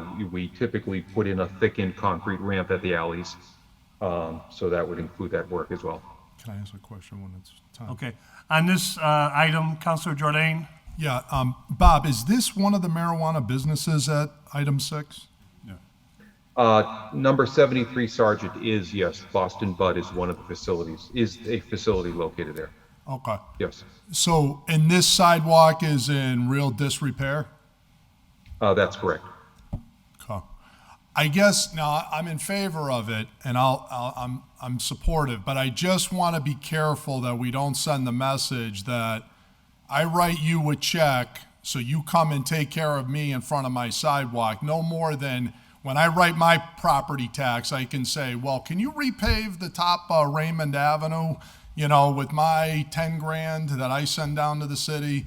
I just want to be careful that it doesn't turn into, and now, by the way, I want the new street lights and I want this and and it's all about beautifying. Whereas somebody that lives on Center Street might need a new sidewalk, or somebody on Main Street might need a new sidewalk too. So I just don't want them to start thinking like, I write a check, but then, you take care of me. It's sort of one in one hand and out the other. I just, not to say anybody's doing that, and that's certainly not happening here, but I'm just saying I don't want anybody to get the impression this is like for the whole community. It's not just to benefit them. Like, it's the impact of Ward 1 and Ward 2 in these IG areas. And I'm very committed to that too. And I know Councilor Rivera is, and others, and I know Councilor Murphy Ramboletti and the mayor and others are. So I agree with them very strongly on that point. And I just want to be careful that because we're now starting to have our first go around of spending the money. And I just want to make sure that they don't think like this is just to take care of them. And so it's not a tit for tat, absolutely, but it is. I mean, so this is where, legal, they need to. We have to demonstrate the reasonable impacts back to this group of where they're using their specific funds. So we're trying to spread it out. Absolutely, they're all benefit to the community. It means fixing the sidewalks going to benefit everybody, but we're definitely finding that balance of let's look at this area that you're in. It's not a tit for tat, but they're also, the law is very sticky of they're looking for reasonable impacts, but you have to also almost bring it back to each individual impact fee we're getting. I'll share some of the language with you. So make a folder for impact fees and I can give you as much information. That's why it's really important for us to study what does it mean to say impact. Some of us would argue, you've now, and believe me, I was like the #1 advocate for IG zone, because the whole point of doing this was to develop areas that weren't getting developed, and we needed the infusion of dollars. The flip side of that's why I'm against having it in residential zones and all over the city and having this spread out everywhere. The whole point was to concentrate development in areas that couldn't get it. On the flip side of that, though, our deal with the residents of these surrounding areas is you are also going to get the benefit of these impacts. So we need to kind of keep good on our promise of that. And if you live in these areas that have all this extra traffic coming, and you have all these folks coming and whatnot, you should get the benefit. And there's these odor issues and whatnot. You should get the benefit largely. And by the way, quite frankly, by us being able to put money here, it does free up dollars that we would otherwise spend. So we can do the park in Ward 5 or Ward 7. Absolutely. So but of course you know all that. Yep. No, I hear what's being said. I also heard our city engineer said this is a ready-to-go project. Right. And for the money projected to come in, a ready-to-go project at $30,000 makes sense. And this is the first tip of this bucket. Of the big bucket. This is not only funds this year, but remember this. So also, just for context, host community agreement, 5 years, impact fee. Second host community agreement, no more impact fees. So there's going to be a staggering of this. So as companies open, new ones come on board. So this is going to be, Boston Bud, who's given us X amount of dollars, that's going to go for another 2 years, and his impact fee time is done. So it's continually staggering. So this is going to be a conversation for the next 7 years, easily. Councilor Rivera. Thank you, Mr. Chairman. That's important. Across the street, the sidewalk is in complete disrepair too, as well. And it's actually longer all the way up. And I feel like, I agree with the Boston Bud piece, because their sidewalk is rocked. I've visited Boston Bud. I've shopped there. I don't give a damn. I'll say it. But ultimately, across the street, it's even worse. Yep. And with regards to parking, there's no identification for where you park. There's a lot more that can actually be done within that piece. So that way it's not looking like we're just tailoring to Boston Bud, right? Yep. But the other piece too, I would say, is with regards to traffic going to these vicinities, Center Street, there's a lot of residents that use Center Street to go to these vicinities as well. So Center Street could be a sidewalk to fall into the impact of traffic or whatnot, because the residents that live in the neighborhoods that use these sidewalks go to these shops too as well. So I guess we could use that as an excuse or to make it fit into whatever hat we're trying to fit in, right? So and not just Center Street, just in general within the communities, because people are using these pathways. The bridge under, when you're in the flats across the street from Rosary Towers, when you're going into Main Street from East White, I believe, not East White, Bauer Street. Under the bridge under there, that's in complete disrepair. Like, that's terrible. It floods I mean, obviously that's a whole different issue engineering wise, but like just in general, it could be lighted more. Absolutely. Under the bridge at Kelly School, going towards Kelly School could be lighted more. There are a lot of different ways that can be impacted. But again, like you said, this is new. This is the beginning piece. And this is why I kind of filed the order to kind of get some residents and some local businesses involved so that they can actually share their voice too, as well as to what they think could be some better ways to use some of the money in their communities. Councilor Powell? Yeah, thank you, Mr. Chairman. And Councilor Rivera is totally right on this. He kind of started going on it before I did. The sidewalk across the street is totally in disrepair, and I may or may not have just pulled it up in Google Maps. So I guess to the city engineer, my question is, how did we determine that sidewalk at Boston Bud is the one that should be repaired? Like I think you said, it wasn't in good state. So how did we determine that? And maybe, I mean, did we look at another piece of sidewalk? Did we look at something else? Well, again, I think as Aaron indicated, we have to demonstrate the impact, and the easiest way to demonstrate impact is it's part of what is actively used as part of that business. There's no sidewalk in Holyoke that's used more by customers of Boston Bud than the one right in front of Boston Bud. Can we expand beyond that? Certainly, we could expand beyond that. Yeah, I guess my concern is just that we're sinking 30 grand in a sidewalk that maybe doesn't need to be repaired. Oh no, that one's bad. Really bad. Is it? Oh yeah, that one's. Well, that Google Maps. I'll go after the meeting just to make sure. We're not making any of these up. There's more to be done, and this is again the short first. There's way more to be done. We were just trying to start small, and again, just for reference, John. Just want to make sure we got this out. Items 6, 7, 11, 13, 18 were the only ones really to consider for fiscal year 22. The rest were because of the construction season. So, again, it was sort of like, what's some low-hanging fruit? One that's come up numerous times. They've done temporary fixes there. DPW's done temporary fixes at that area. There's flooding. There's the handicap accessibility is really our main concern. But sidewalks, let's have this conversation with the ward councilors. Absolutely. Yeah. And the people. Yeah, and the people. Yeah, absolutely. Yeah. Yep. Mr. Chairman. Councilor Tong and then Councilor Jordan. Yeah, just be brief, Aaron. You stated about the impact fees. Okay, with the host agreements, it's good for what, 3 years, 5 years? 5. And then after that, they don't pay the impact fee. Yep. So as ones come on, so technically, if you got 10 companies that came in 4 years ago or 3 years ago, they got 1 more year and then it's over. If they're open, they're not open yet. But yes, but As soon as they open, okay. But GTI, when they redid their host community agreement, they offered to keep doing the 3%. The grow facilities are a much different reality than the dispensaries. So the grow facilities for cannabis, GTI redid their host community agreement and said, no, we want to keep paying. So but by statute, by the CCC, it's in there that second HCAs shouldn't have a fee. Because after 5 years, one would assume that the impacts have been dealt with, I guess. I'm not sure. But that's in there. So we're trying to abide by as much of the state guidelines as we can. And I can get that to you as well. Okay, GTI volunteered into it. So right.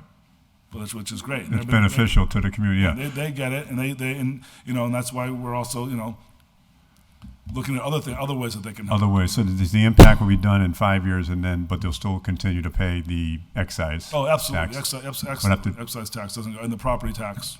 The property. Okay. So after 5 years in that company, after it opens up, it actually is going to be making out even better after the 5 years. Because it's a little bit more money in their total. Okay. Yep. All right. Thank you. Yep. Councilor Jordan. And by the way, the 5-year limit is on both manufacturing and dispensing, correct? Yep. After that, we're on these voluntary arrangements, Yep. so we're on their goodwill at that Yep. point.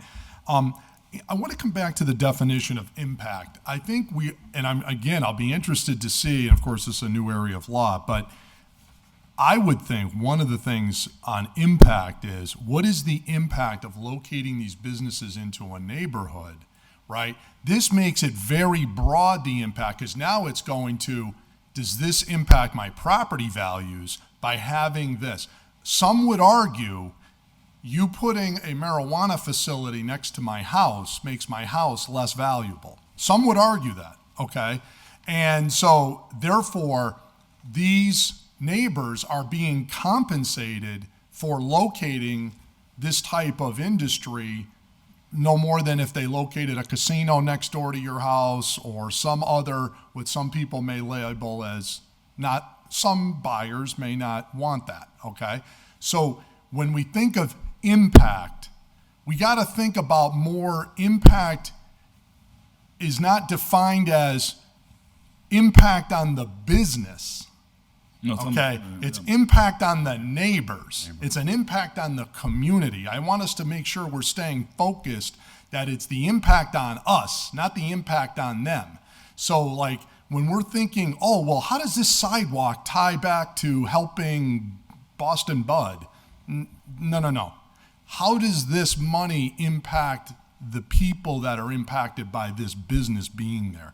And that's where I would like to just make sure, again, we're walking through this all new together, hand in hand, so we'll figure this out. But that's going to be where our research is, and I'm sure there'll be people that somebody's going to say, well, this was an impact versus that, and I'm sure there'll be lawsuits at some point, or probably already are. So, you know, it'll be interesting to see, how this sort of all develops. But I think absolutely. And then there's the flip side of that too, of like, well, it's also in this area, in the IG, and I think that, you know, we could go back and perhaps talk about carving out some sections of our IG since it is so encompassing of residential and other uses, but, you know, more to work on that. There's also the positive impacts, right? So a lot of these buildings were dilapidated and blight, and now they're not. So whether you own a business next to them or a property next to them, and we just consider manufacturing for a moment, taking off any issues of odor or anything else. Right. Whether I'm brewing beer, making paper, or growing cannabis inside, I live next to a factory, but it's beautified. People are coming to work. Public safety is better. Yeah. So the flip side that we're also trying to balance out, and the conversation I've had with some of these companies about creating a separate fund is, I'm having a heck of a time, and John and I are having a heck of a time getting any other business into IG right now, because the price, I'll call it the cannabis bubble, right? Like a real estate bubble. So now you have small businesses, small manufacturing entrepreneurs that can't get any space because the landlords want so much money, or all these properties are on lockdown, you know, on agreements. And so we're trying to say that some of these cannabis industries, like, you know, supporting the nonprofit sector is all well and good, but what about creating a fund for entrepreneurs? What about creating a fund for small businesses? What about opening up some of your unused spaces in some of these mill buildings that you've bought that, even though you're doing 60,000 grow, still has 20,000 of unused space? Right. Would you sublease? What would you do for, you know, the business community? So in the community, again, better, different companies and more jobs and more opportunities for people to live there.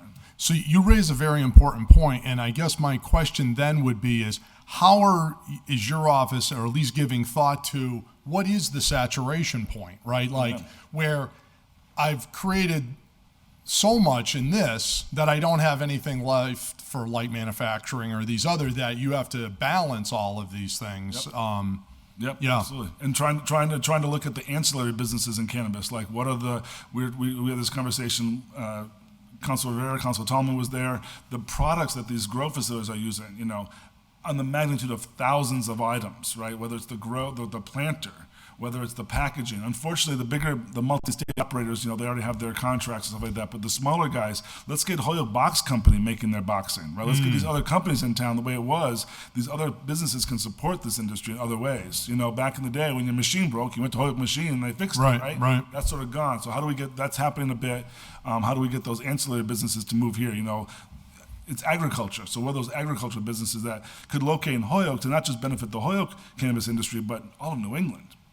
Right? Get those companies out of Texas that are making these grow pods, have them be located here. Suddenly you talk about the whole environmental impact because you're not driving trucks back and forth and, you know, blah, blah, blah. These biodegradable planters are made right here in Holyoke. I want to see that company grow here. Sure. We get Hayes and Paper to make a holographic cover for their sales book. Exactly, yeah. Super Bowl. Councilor Anderson Burgos, please. Oh my God, I actually get to speak? You better hurry up. My patience is going. I'm I'm kidding. sorry. You're welcome. You're always welcome to speak. I'm sorry. I kept raising. I was like, oh, I give up. I raised and I gave. I was like, you know what?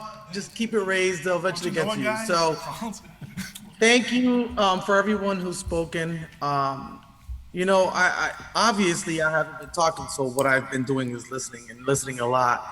And I hear just so much prejudice against this.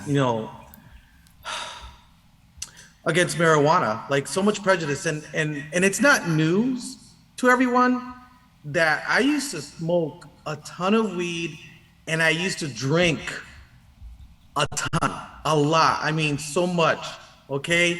And the biggest struggle, and this is probably not the space for it, but I feel the need to say this because all I've been hearing was just so much prejudice against, this corporate companies, marijuana companies, and it needs to stop, because like I said, I smoked a lot and I drank a lot, and the biggest problem that I had was drinking.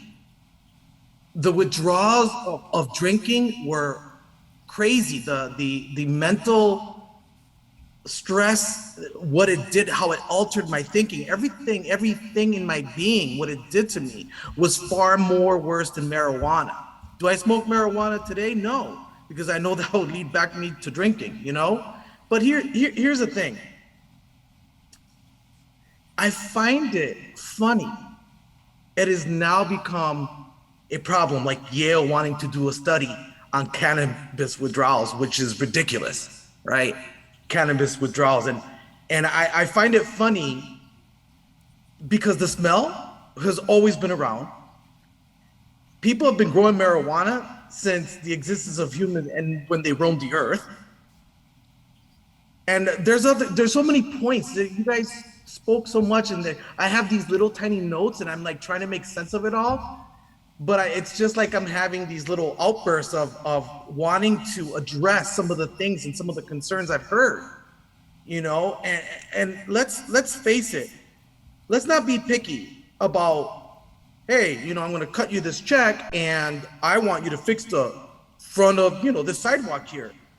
It don't matter. Like, all of the streets in the city need to be fixed. That's a fact. Where it gets fixed, as long as it gets fixed, eventually we'll get to the other streets. But let's not just sit around and talk about, let's be picky about this street. Let's not do this one. No, things need to get fixed. And then here's another thing that I look at. Liquor stores. Liquor's 44, that's, right there on Lincoln Street. You think people that own their homes are like, oh, I can't buy my house here because, my property value is going to go down. It's a liquor store. It's like they normalized. Alcohol was normalized. And marijuana is like, oh my God, the marijuana, I'm sure some of the older folks remember the marijuana madness little movies to scare people into like, don't smoke marijuana, it'll drive you crazy. Or don't smoke marijuana, it's so addictive. And I'm here to tell you, no, it's not. That's not true.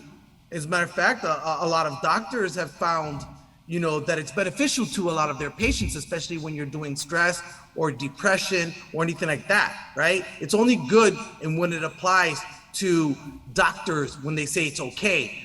But now that we're manufacturing and we're looking at growing this business, and in a business that's going to impact our city in a great deal, like a huge deal.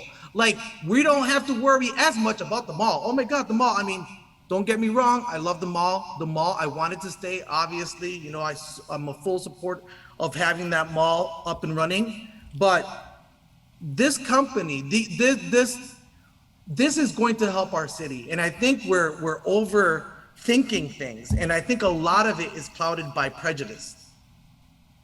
And I'm going to tell you right now, again, I don't smoke. I don't.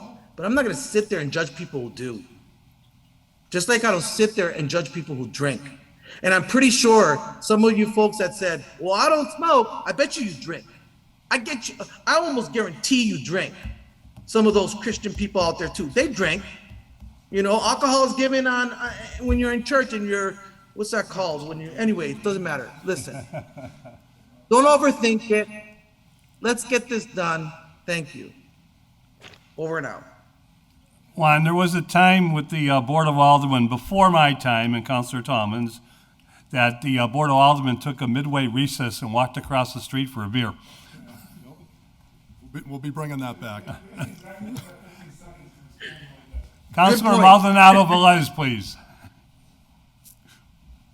Yeah, we can take a little break if the meeting goes past 10 next time.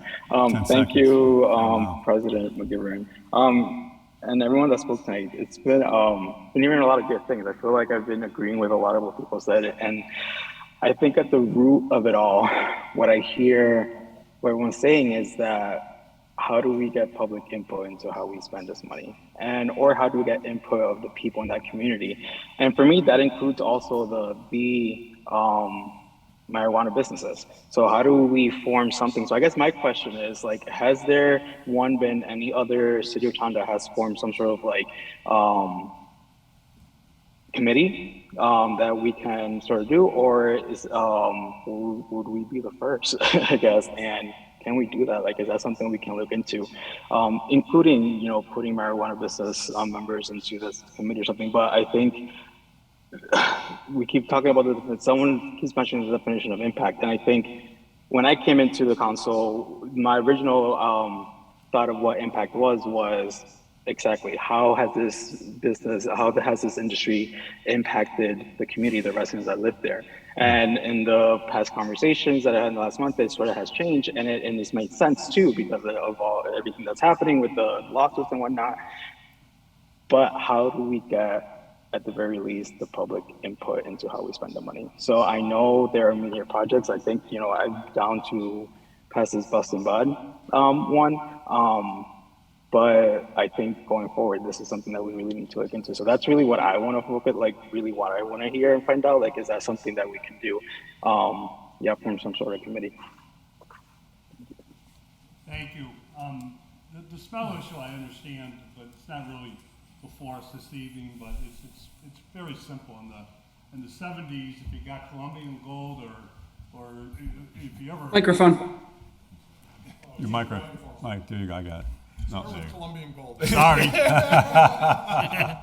The smell issue is not really before us this evening. We're getting into projects, yeah, but and I understand it's an issue, and certainly regulating it and mitigating it where necessary is something that we'll continue to talk about in other avenues. Back in the 70s, smell was simple. If you got Columbia gold, you didn't have to worry about the smell because you looked for it. If you ever smelled Acapulco gold, that puts you into heaven itself without ever using it. That's what Councilor Tallman told me, but I'm not too sure. That was the word. So just... but I will tell you one thing, Mr. Vega. Yeah. My father was very much like Councilor Jordan. I'm not going to say old-fashioned, but he very simply gave me a sign when I was about 14 or 15. It was like a neon lit-up sign, without plugging it in, and it just said, "Peanut butter is better than pot." Oh. And it was a simple message. There you go. There you go. So a lot of great conversation. Happy to, this is the start of it. And hopefully we can take a few moments to talk about staffing on number 18, but also just, I guess, I'm open to obviously the conversation about public input and defer to this body how you want to do that. I just want to find a middle ground where it's not, it's not the CBG process. I don't know if we need to form a review. Maybe you want to form a review committee. I don't know. But I just think that if that's something you want to do, is that for every order you want that comes forward for this? Is this just for the bigger sort of community ones? So I think as this goes forward, we're happy to be part of that conversation, but definitely feels like something that would maybe need some structure around how you want to do that, and if they're going to review every proposal and before it comes to council or after council. So yeah, I guess there's this is. I love public input, but we don't take public input on what we do with the excise tax.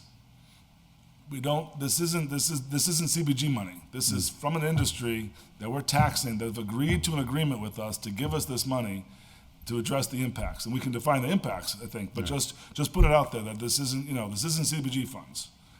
So maybe we allocate. Maybe as we create this budget, we allocate a chunk of it that we talk about more community impact. And maybe that's the kind of orders, the bigger picture orders that kind of go through a bigger process. But when I think about these infrastructure projects or staffing projects, I guess selfishly, I don't want to see them get caught up in a lengthy process. Maybe they need to, but I just put that out there. But in fairness, and we have the mayor here, so, which is great, by the way. We appreciate you coming to all these meetings, Mayor.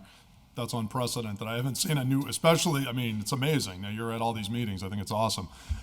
But quite frankly, none of this can start without your approval, right? So you're the guy. They gotta influence or say, give me $10 for this and $20 for that.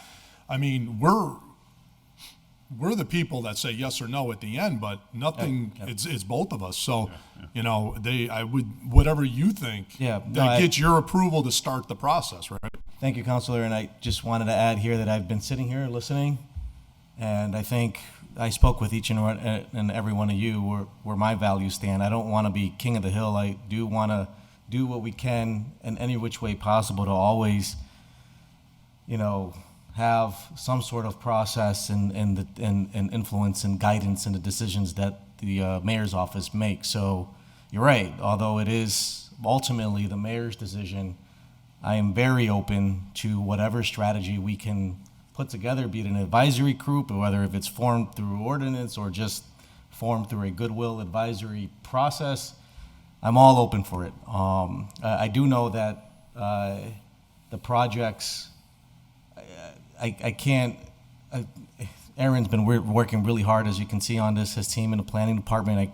They're not sitting there saying, well, let's just, do whatever we want to do and, backdoor, whatever the case. He's, as you heard tonight, he's certainly very open, as I am, to be sure that as we go forward with how we invest between now and the next potentially 7 years, that we're addressing and mitigating the community impact. And how we define that, we've been struggling with it ourselves, and we've met with the attorneys a couple times trying to really understand what this means and what we can spend this money on. But the more we talk about it, especially tonight, and this conversation helps too, the closer we get to what we think might be the best investment. So I'm all open for ideas.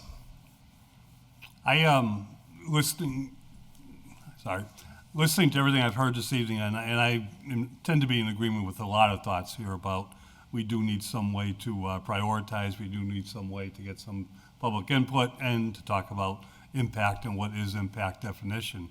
But I also see at this moment in time a window for 2 or 3 of these projects that we only have a quick shot at it. And the shot is because we have contractors ready to do it, and we have to do it before the end of the fiscal year in order to utilize these dollars, or we start all over next year. So I would suggest we do a little bit of both, continue the dialogue, but at the same time look at these projects that we could get done before the end of the year. There is, Bob, and I think you might have access to it or might know how to get access to it, but there is a map I've seen of sidewalks and roads that have been done with block grant monies over the last 5 to 10 years.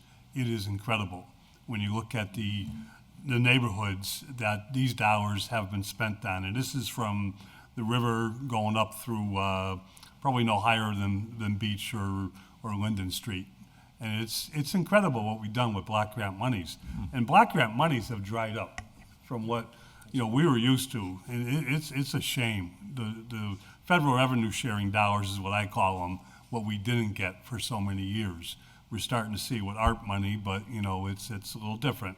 But we have a window here, and I would suggest we look at these fiscal 2022 projects.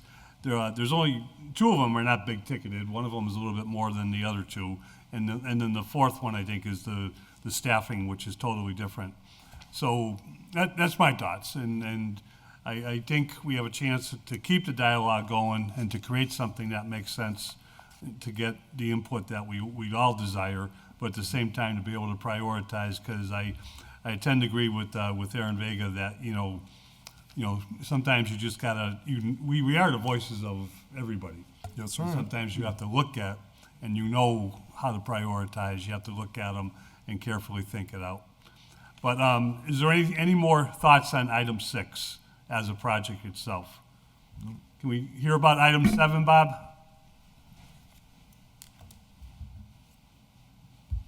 Did you want to vote on item 6 or no? You want to wait? Well, I do, but I wasn't trying to push it. Okay, okay, no problem. 7 does need to come back to us to revamp basically, which is another reason why we would, if we had someone just focus on it, we just got to double check the numbers on some of these projects. So there was a lot of emails back and forth between Bob, Tanya, and I, and so we're happy to talk about number 7 because it could be done in FY22, but it would definitely have to be resubmitted. Okay. All right, then item 7, if we do go forward, would have to be resubmitted. What about item 11? Same. We got to double check the numbers. Okay. So if we could get back to item 6, is there any thoughts about going forward on 6 with the committee? Councilor Tallman. Yeah, I think it's something that, I mean, the sidewalk is needed. I think the money's there. They're ready to put the sidewalk company to put it in there. If we can utilize this money, this 30,000, with that stabilization fund, I think it's important that we get this moving for this fiscal year. I'll second that. Motion made and second that we adopt the proposal to use the $30,000 from cannabis stabilization for the improvements on the sidewalk between Race and Main Street on Sargent. I'm going to vote in favor of this, and I'll add one more thought to it, is anytime we repair a sidewalk in disrepair, we lower the liability the city has if somebody gets injured on that sidewalk. So maybe it's not the high priority in some thoughts here, but I think anytime we lower our exposure to liability, it's a good thing. Councilor Puddle. Thank you, Mr. Chairman. Yeah, I don't know. I guess just maybe in the future, because I do feel a little uncomfortable about it just because it's the property. I guess maybe in the future, if maybe we could bring pictures or something, that'd be pretty helpful. Thank you. Good point. It is, yeah. Pictures say 1,000 words. Pot is better than, peanut butter is better than pot. Yep. You like that one, That'd be some Spider-Man, good huh? peanut butter. I want to bring that sign in, I think, for our meeting next Tuesday. Yeah, bring that in. Is there any further discussion on item 6? No, sir. If not, Councilor Maldonado-Velez on item 6? Or is your hand just up from before? It was just up, but I had, I guess, one final note after hearing Aaron speak and Mayor Garcia. I think at the very least having some sort of like decision making as to like what am I trying to say? We have the Mass General Law and says how we can use the impact fee, but how can we create something locally? So at the very least, not to have a consistent committee, because I do agree. I mean, I think there's a lot of committees that are being formed, and at some point, we just have too many committees. But how do we, at the very least, form something where it's decided how the impact fee is being used with community input? Because I think at the very least, having that decision being made with the community input, and then making sure that the department is staying between those boundaries. And because I think part of what I'm hearing in this conversation too is not exactly knowing 100% how we can use these impact fees. So I mean, I'm in favor of all these that are going through. I think this $30,000 compared to the $1 million that we're getting from like GTI and whatnot, like it's nothing. Yeah, I think for, at least for next year, creating something where we as a community decide how these impact fees are going to do, and then OPED and whoever else can use it however they need to, as far within those boundaries that the community created. But that's the final note I wanted to make. And yeah. Thank you. Any further discussion on the motion to adopt? All those in favor? Aye. Aye. Any opposed? So moved. Make 7 and 11, we're gonna, send back to the auditor? Yep. A motion made and second to take up 7 and 11 together and refer back to the auditor. We're probably better off hearing from Bob. Would it make more sense to hear from you when it comes back a little bit more specific? I can introduce I agree the numbers need to be tweaked on both of the, but I can explain the project and based on some of the input I'm getting tonight, I expect you'll have some feelings about one or more of these projects, either positive or negative. So if you don't mind, I can just take a moment and talk about both of them. I have no problem. Committee's okay? Yep. Sure. Please, go ahead. Item 7, let me see if I can share my screen. Jeffrey, can I share my screen? It looks like it's disabled right at the moment. There we go. You should be all set now.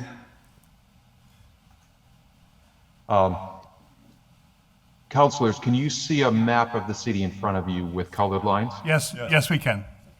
So this is a map that you may not be familiar with, but a couple of years ago, we completed what's known as a pavement management plan.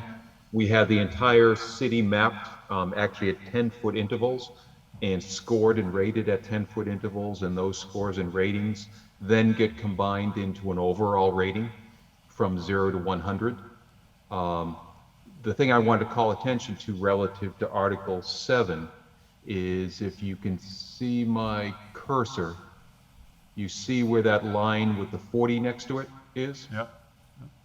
And 56, the red sections of roads are the worst sections of roads in the city.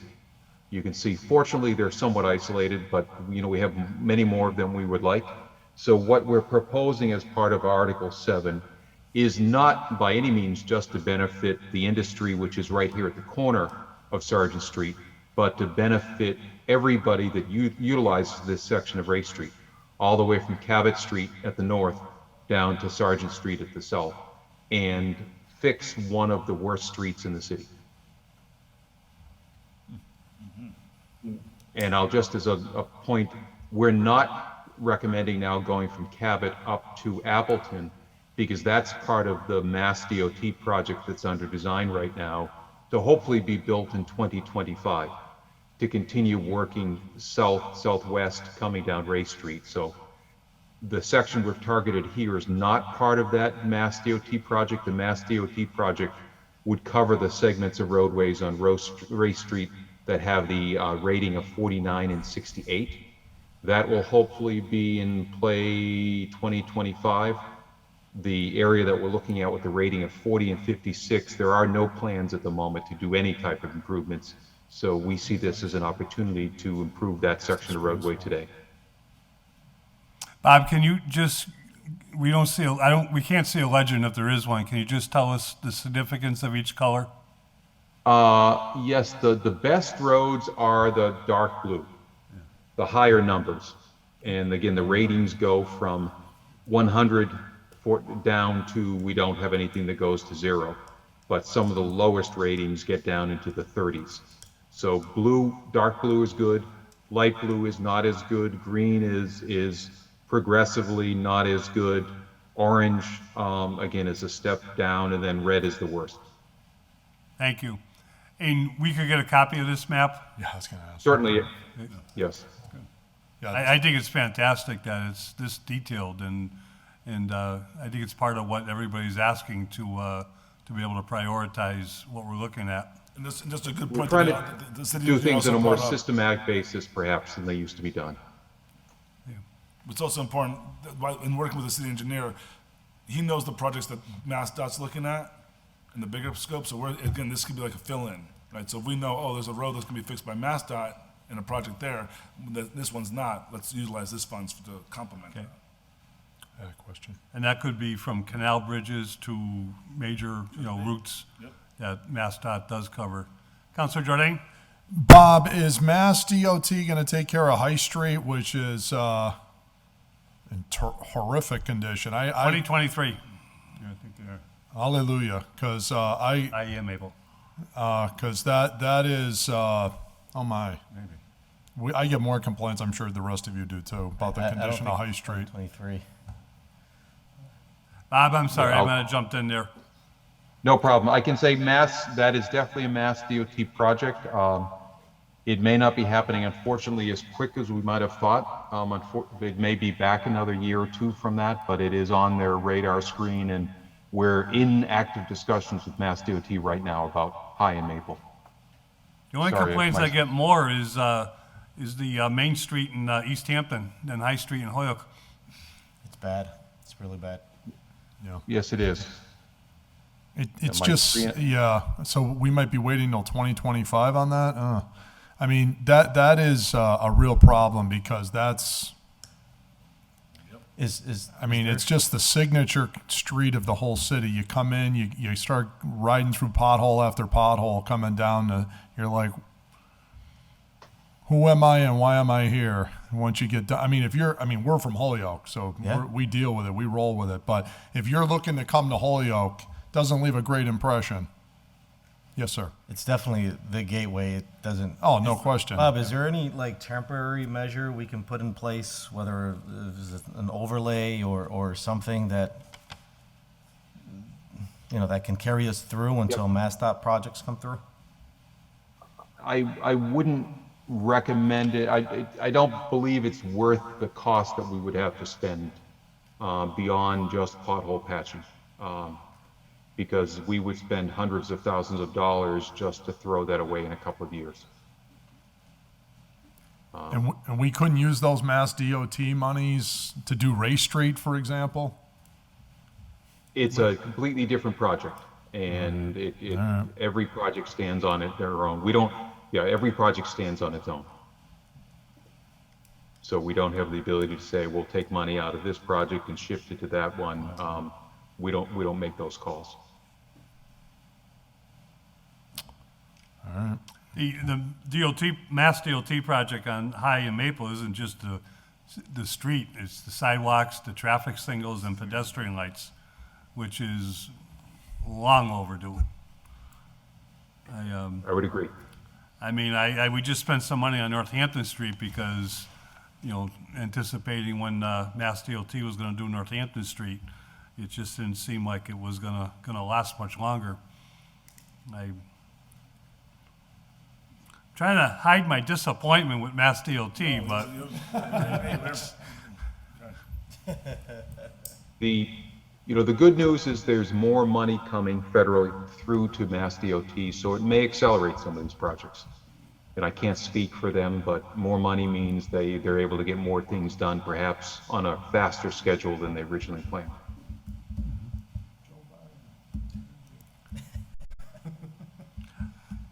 Bob, on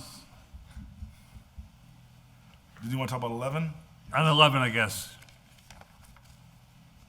Sure, 11, and 11 may be an area that, based on some of the input that we've received tonight, might be an area that we look at again, or maybe not. 11 is Hadley Mills Road. If you can see the orange section, Hadley Mills Road, it's rated at a 63, so it's not one of our worst streets in the city, but it's not a very good street.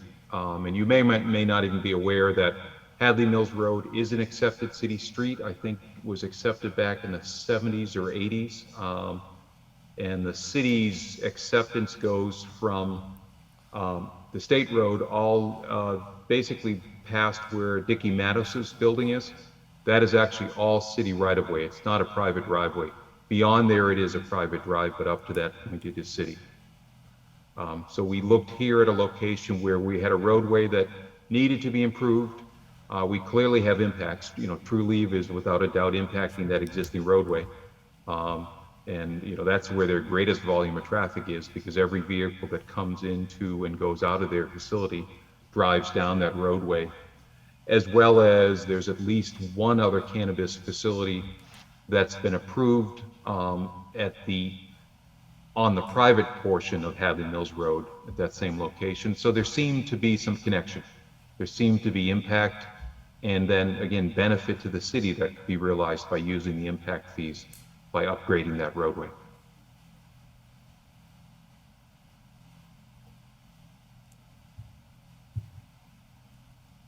And I think, knowing that road, there's two or three different entities that are on there. Correct. It is heavily used by gas and electric. It's also used by the city because we have our flood control system located right along that roadway. One of our pumping stations located along the roadway as well. So it's by no means just used by those businesses. Thank you. Do we have a trip count on it? Do we have a trip count on that street, Bob? We don't, and I would bet that 80% of the vehicles, if not more, well, maybe not, would be used primarily by, or generated by True Leaf and by Dickey Matos. Those are the two primary businesses. The G&E usage is, certainly nothing close to that, nor is the city usage in terms of accessing the flood control structures. But it's an essential roadway. We need it and need it to be accessible in order to get where we have to go. I guess it comes back to my question about prioritization, and is this just, only helping the marijuana businesses themselves with their thing versus doing another section of, I see Lyman has a lower rating. Plenty of people that live in Ward 1, drive down Lyman Street, that looks like that would be important, right? I don't know if there's other streets that are there. I'd have to really kind of study the map, but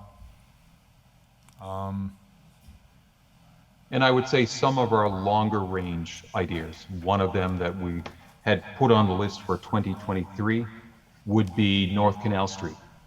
Okay. We could not do anything on North Canal Street in this time frame, but it's very heavily used by lots of industries, lots of businesses getting, into the city, getting out of the city. And that is one of the projects that we've looked at trying to do some gateway type improvements along North Canal Street. That would benefit, many more users than just the cannabis industries. But the cannabis industries are very heavily located along those roadways, so they do heavily impact them. Mm-hmm. Okay, well, it looks like we have some time to think about this anyway, so. Bob, I know you've done a lot of work, not just on these 3 items, but on the remaining half a dozen items. Are there any ones you want to bring to our attention, although they can't be done this year? I think the other one that's probably worth talking about, and again, the perspective may be it's only beneficial to the cannabis industries, but from the appearance of the city, the municipal lot that is located across from GTI, that is a public lot, is an area that we've talked about trying to make some improvements, either some relatively minor beautification improvements or perhaps a completely reconstruction of that lot.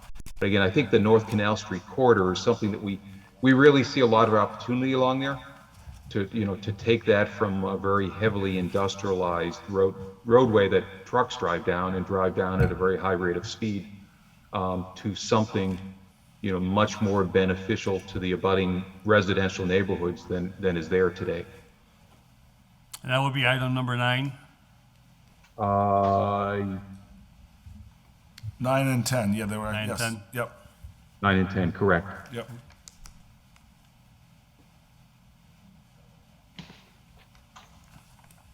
So I think it's been helpful, probably in terms of targeting, what next year might look like to have some input from the council tonight.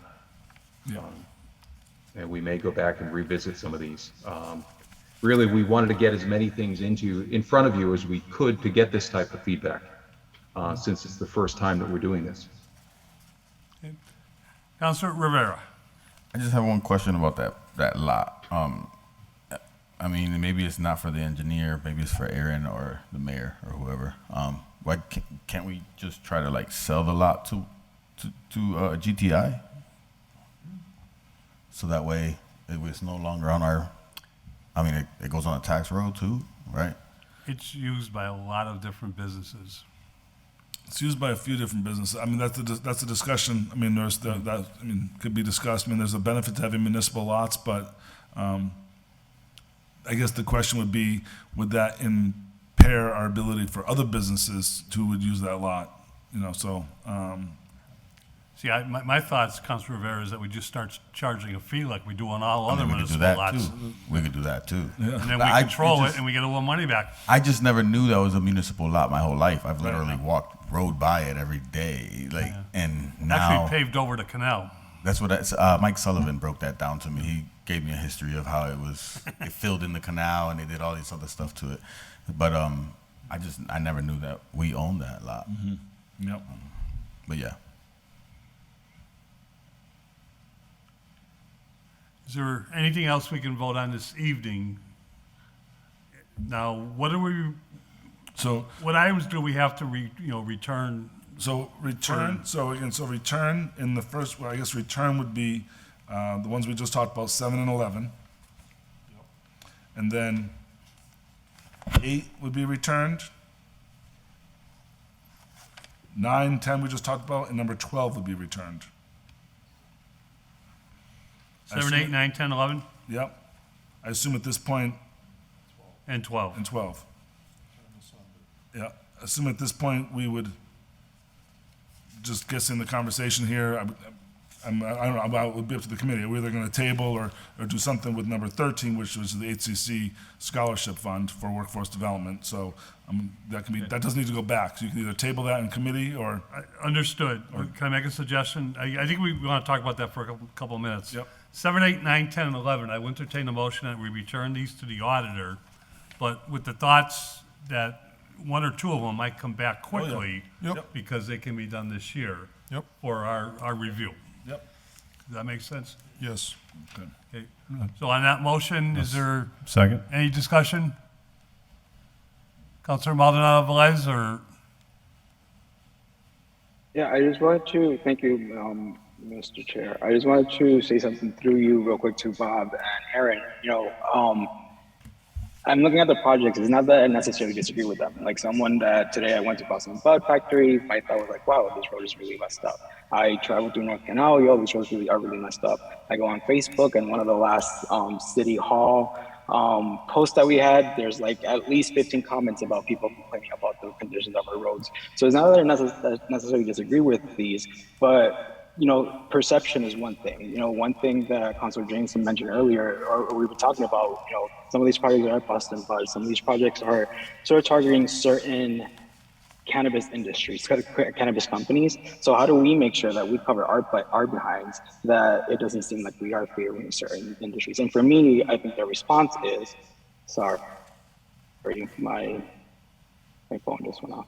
I think a safeguard to that, to not possibly getting a lawsuit, is by creating some sort of committee where, hey, this wasn't just decided by OPEC, this wasn't just decided by people holding this impact fee, this was decided by the community. That's how I see that. So it's not that I, again, necessarily disagree with these projects, because I think these are projects that need to happen. Our roads are really messed up, they need to be fixed. But particularly with this fee, impact fee, that we had other communities getting sued over, how do we cover our behind? And it's not just including, and again, not just including the voices of the people that live there, but also including the cannabis business themselves. Because it would be cool for the people that live in these communities to also know who the business owners are. Because we do have so many people coming out. So I just wanted to make that point. Thank you for all the work that you've done, because I'm excited for these projects to go forward and to actually get fixed streets, but I want to make sure that we are covering our butts. Thank you. Thank you. Motion on the floor is that we return 7, 8, 9, 10, and 11. And I believe 12. And 12. 12. And 12, sorry. To the auditor. All those in favor? Aye. Any opposed? So moved. Item 13, if I can make a suggestion, I think Mr. Vega even said that, it's doubtful we'll take a vote tonight, but an overview first, and then if we have any city councilors looking for answers that we might bring back to the table the next time. Yeah, absolutely.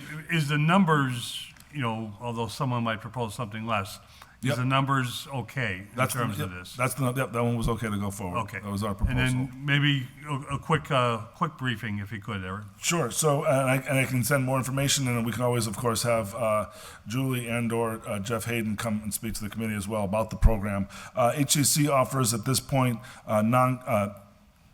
they do offer credit as well, but mostly it's in the non-credit workforce development world, similar to culinary classes, accounting classes, etc. So they have the whole Cannabis Education Fund. It's all on their website. You can dig into all of it that it provides. So it's, again, in that, each class, ranges in the $400 to $800 range to take the class. There's different certificates that they can get. And so these would be jobs that prepare them to work either in the dispensaries or more focused on the manufacturing. So there's a number of classes that talk about the whole process from seed to plant, but also on the compliance side of things. So when you think about this industry, you also got to think about the whole admin, right? There's compliance and all the sort of stuff that goes on to the finance side of things. So a number of the classes are taught by industry personnel in the industry, so a lot of adjunct professors, if you will, that are actually doing the work. And so this falls under Jeff Hayden's office of HCC. It's in line a lot with the adult basic ed classes. Some of you remember that the original establishment of the freight farms on Ray Street was used through HCC in this program. They grew tomatoes.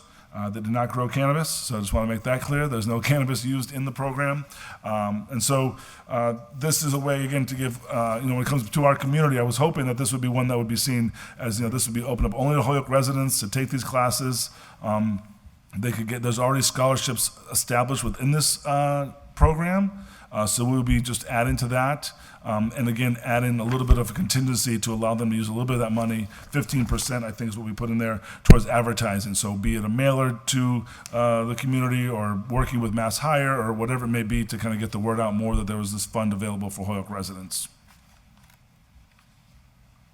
Thank you. Discussion? Councilor Rivera.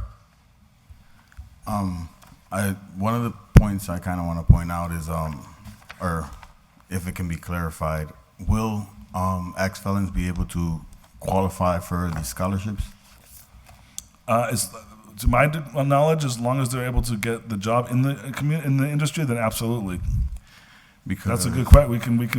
That's a good question for me is, as a former ex-felon that got arrested for selling marijuana in the flats.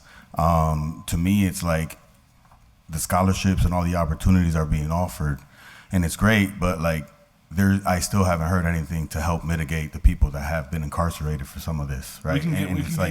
We set up workshops and we set up, clean your quarry? Clean the quarry, yep. But technically, you can only clean marijuana, whatever you call the actual technical term. But ultimately, most people that have been incarcerated and expunged are expunged, but not necessarily expunged, but yeah. They're not just arrested with just marijuana most of the time. A lot of them get arrested with other drugs or guns possibly. So that also limits you from coming out of that situation. So to me, it's like, how are we, in a sense, it's like we're going to be able to give these funds to Black and brown communities, quote unquote, right? And then it's like to the communities that were impacted the most, but technically the people that were impacted the most might not be able to utilize it.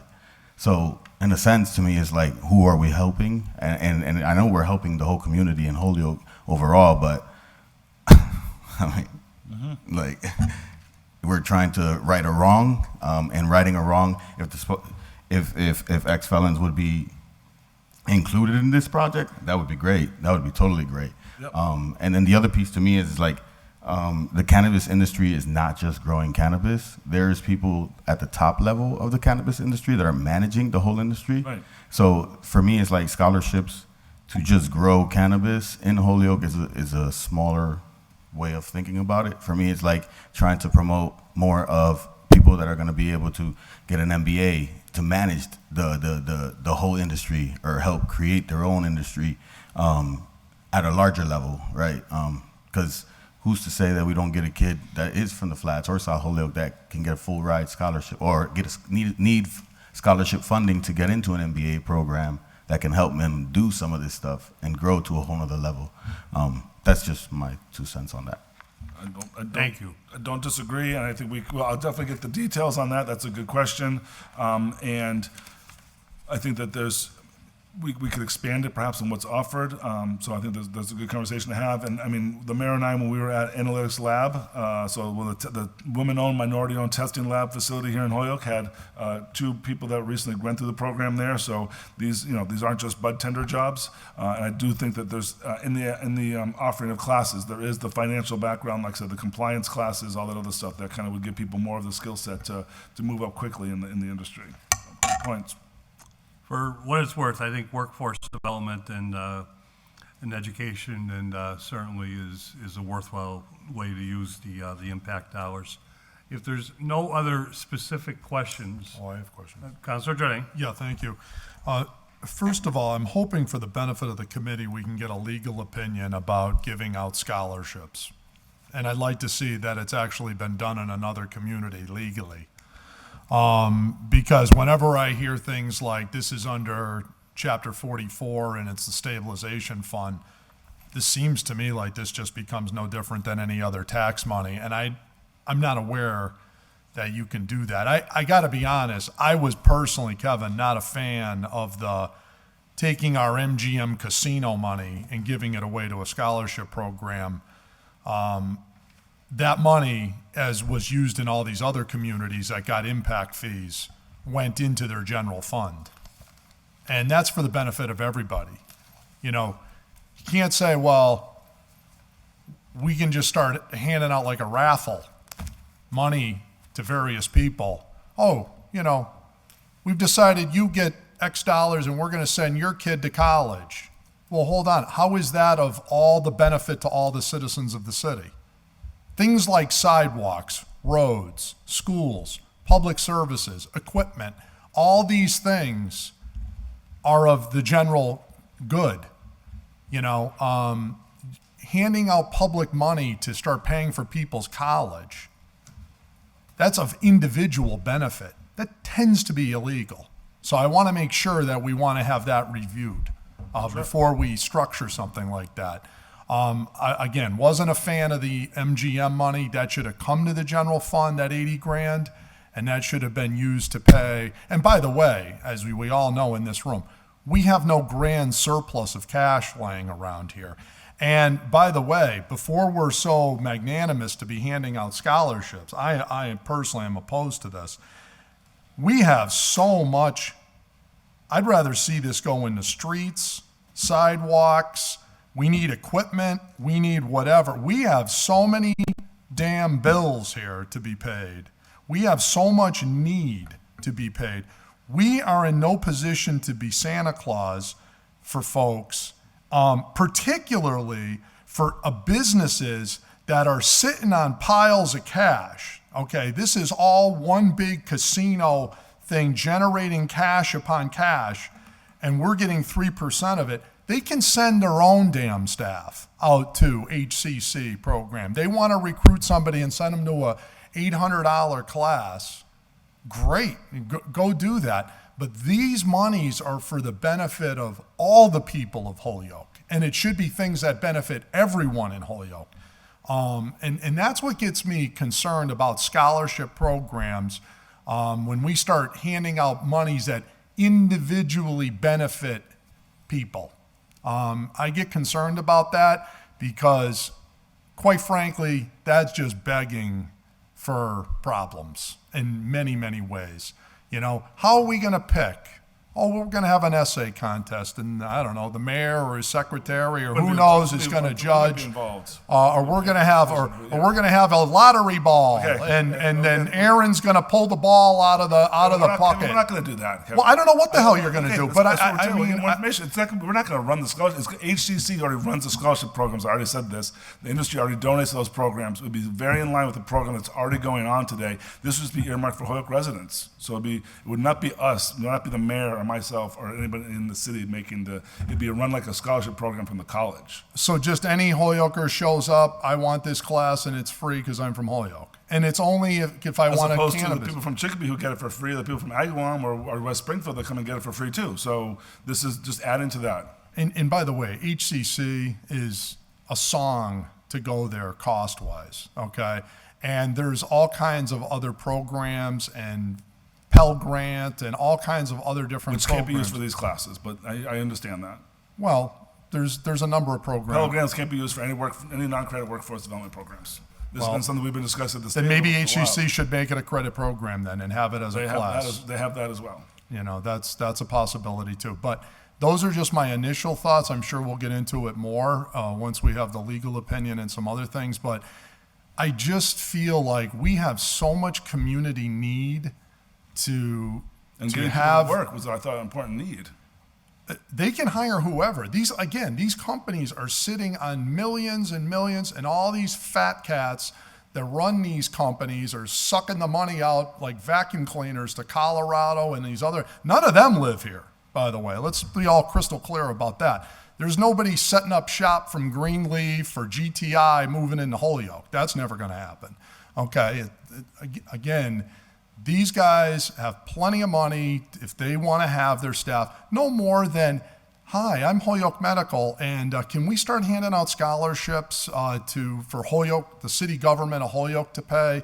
It's because I want to be a nurse at Holyoke Medical Center, or I just don't think it's a good practice to begin that we're going to be paying for their employee training of these private companies with their money. This is actually only reinforces my earlier point that all of this is oriented to help them. It's all about impact to them. So when we're paying for the training programs of their employees, they're just getting their money back because this is money they should be paying. If I get a job and they have a tuition remission program, or I'm sent to training, or they send me to a conference, they don't call the city of Springfield and say, I got Jourdain here, mail down $1,000 and we're going to pay for his training. It's very similar to the Workforce Development Training Fund, where companies put into the Workforce Development Training Fund, then they apply at the state level to get grants and train their workers. I mean, it's modeled after that. So I hear your concerns. We'll work it out. I mean, so you're one vote among many. Good Correct, concerns, exactly. and As we will- always. we will go from there. I only have 1/13 say here, but my feeling is once we patch all the streets of the city and all the sidewalks and all the needs of this community, and we have extra equipment. If it's tied to the impacts of the industry, happy to pave the streets. Oh, we've got plenty of work, and we'll have no dearth of work in Ward 1 and 2 to do. So anyways. All right, so item 13, two questions, both kind of legal.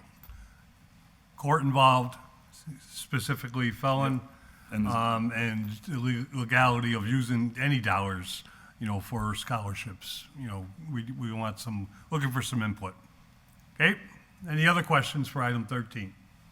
Chair will entertain a motion, we table it. So moved. All those in favor? Aye. Opposed? So moved. We've already done 14 and 15. Next up is 16.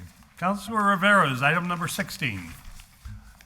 Motion to take off the table. All those in favor? Any Aye. opposed? So moved. That the city council work on developing a system similar to how CPA funds are collected and dispersed with host community agreement monies related to the cannabis industry, ideally composed of residents, service providers, and businesses located within wards 1 and 2.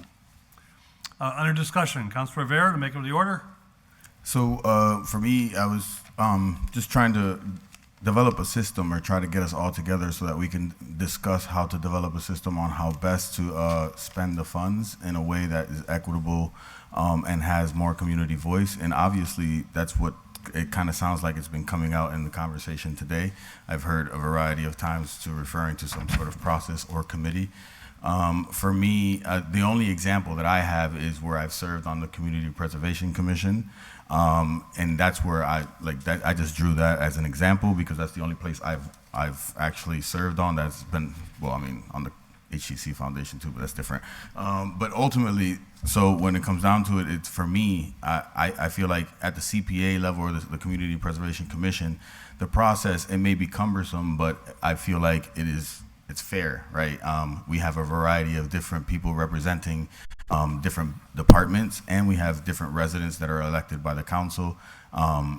So it provides another set, I guess, a form of community input and community voice that's different from the way CDBG kind of does it. Yes, they have the advisory council, but I don't see it running the same as the way we run it at CPA. And I feel like us coming together to somewhat come up with a conversation as to whether if it's Ward 1 and Ward 2 councilors on it, or if it's a couple residents on it, some of the marijuana industries on it. Aaron obviously should be on it, or whoever his liaison can actually manage everything as a piece of it. There's a lot of, because we have a part-time administrator for CPA, and she actually manages a lot of it. So I understand that I mean, I'm taking my MPA now, and I'm learning that the power of the actual politician gets given away to the public administrator, in a sense. And so to me, it's a kind of finding a balance between the public administrator, which would be you, Aaron, and Josh, right, and the elected officials, ourselves, and how we can both extend community voice overall. Because if not, then one will trump the other, and then I'm not saying that community voice will be stomped out, but there's no way to actually hold it accountable once we move on from there.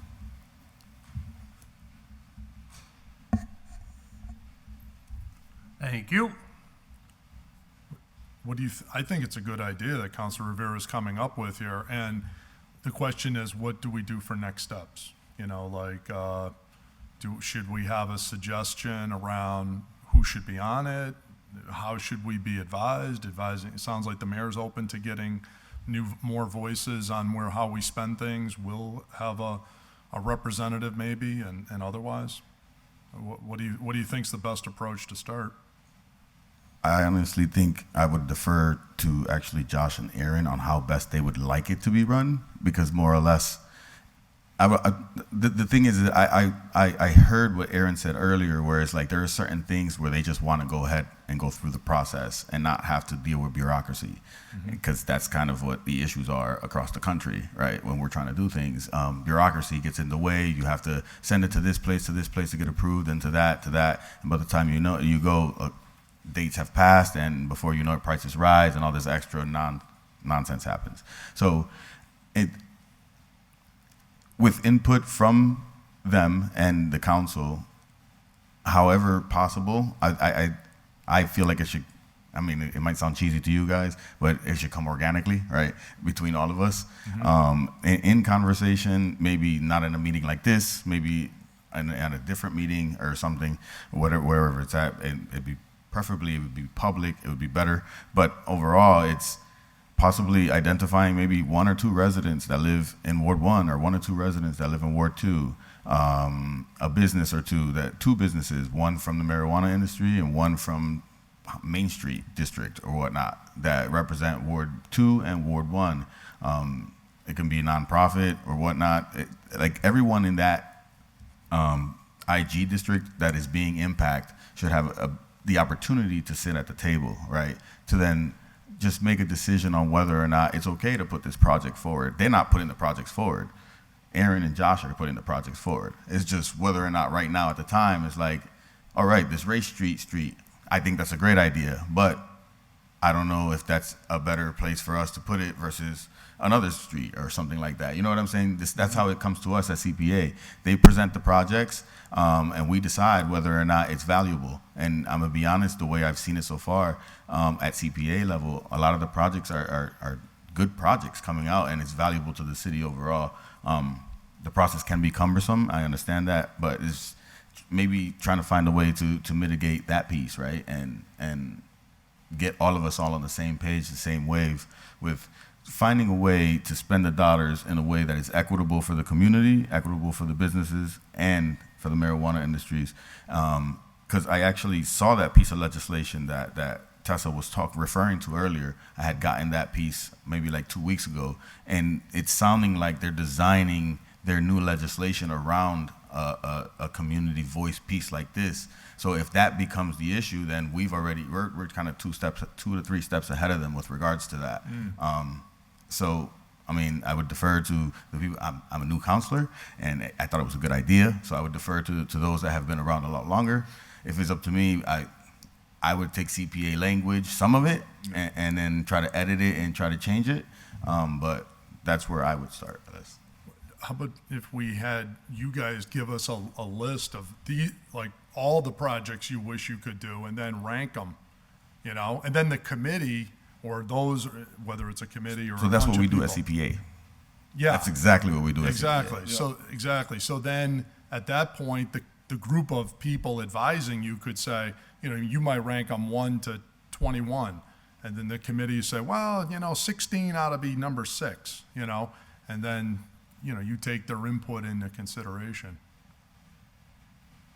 I mean, Yeah, I know- I don't- you'll still control the No, interest. I don't disagree. I mean, I'll come back to you as well. No, I don't disagree. And I think, and again, listening to the conversation tonight and getting all the input, I'm not going to retract my earlier statements. Public input is good, and I don't think that, I don't think it would slow it down to have some kind of process and have it all just be vetted, and I think that it makes sense. Have the council there, absolutely. I've suggested working groups on some of this other stuff on cannabis, because you're right, having it in these conversations where we're coming together Monday night at 8 o'clock at night and trying to have this conversation that, you're thinking about in different ways and my office is having every day.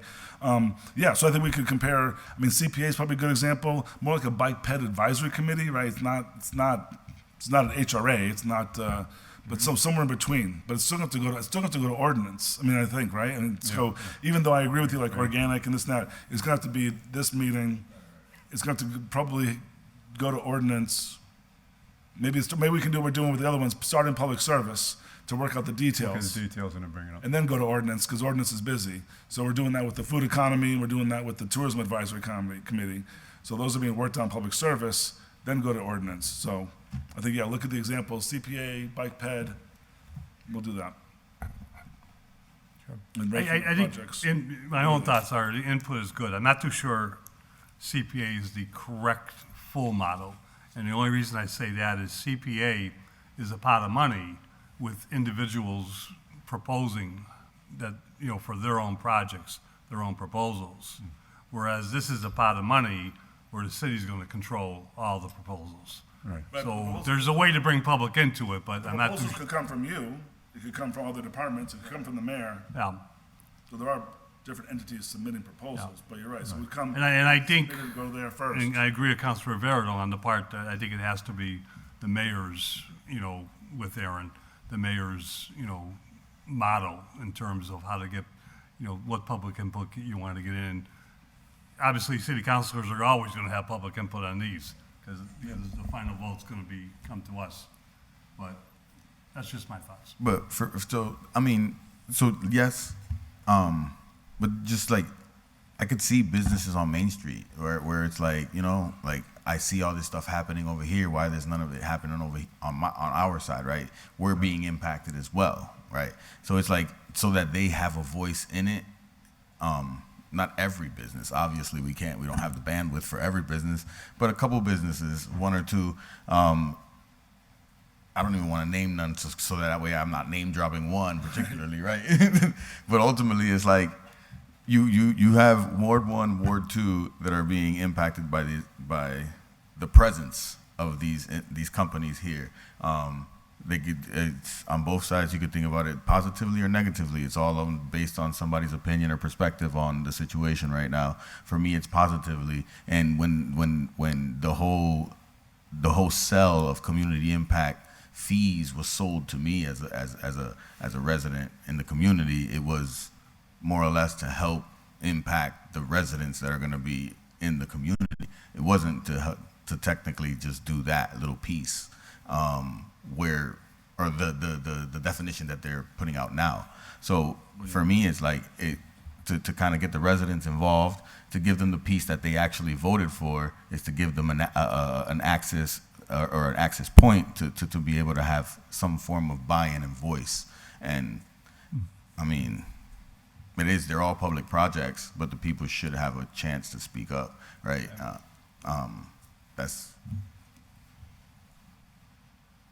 I agree. I don't know how to do it, though. Can the redevelopment authority do this?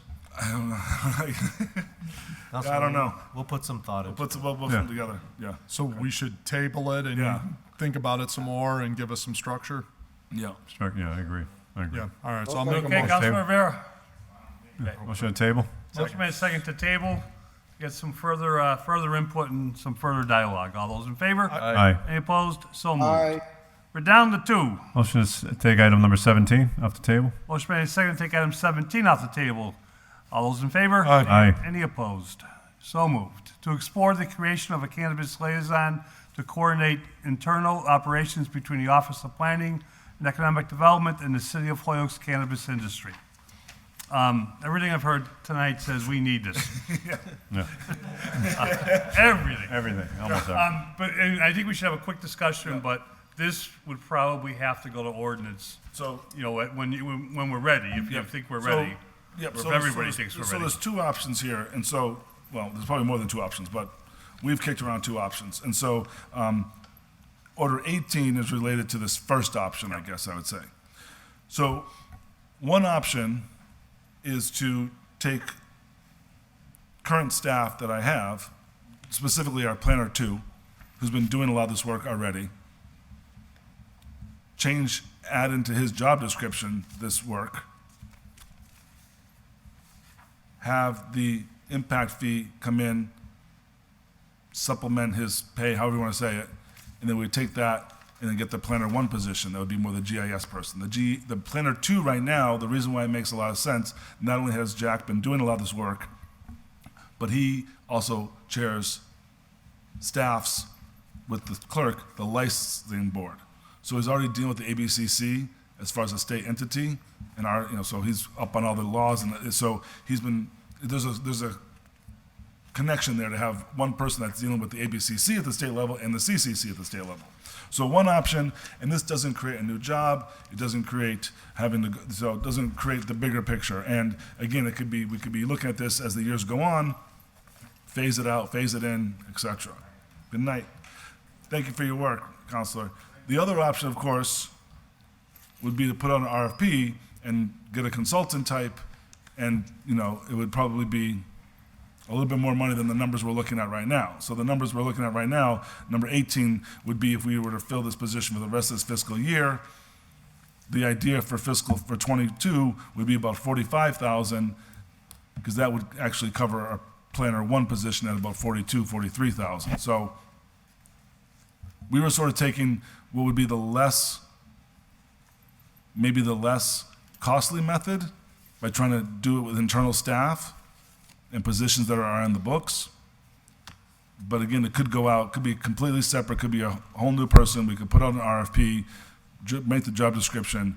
I just probably would think that 45,000 is not going to get someone in that position. Maybe it will, but those are sort of the two options at this point right now. So the lower option, or the one that's before you today, would take our current position, who's doing some of this work already, but again, we would load them up with this work, and then sort of keep that person on licensing, ABCC, and then dean the liaison, CCC, and obviously all of our ordinances and rules and regulations, and then have our planner 1 position be the GIS mapping assistant to Jeff Burkott type. So that's sort of the discussion now. But again, we could relook at it. We could check in with what Springfield did, but I think they were up around 80 or so for the position. I think they put it out for RFP and got an individual in there.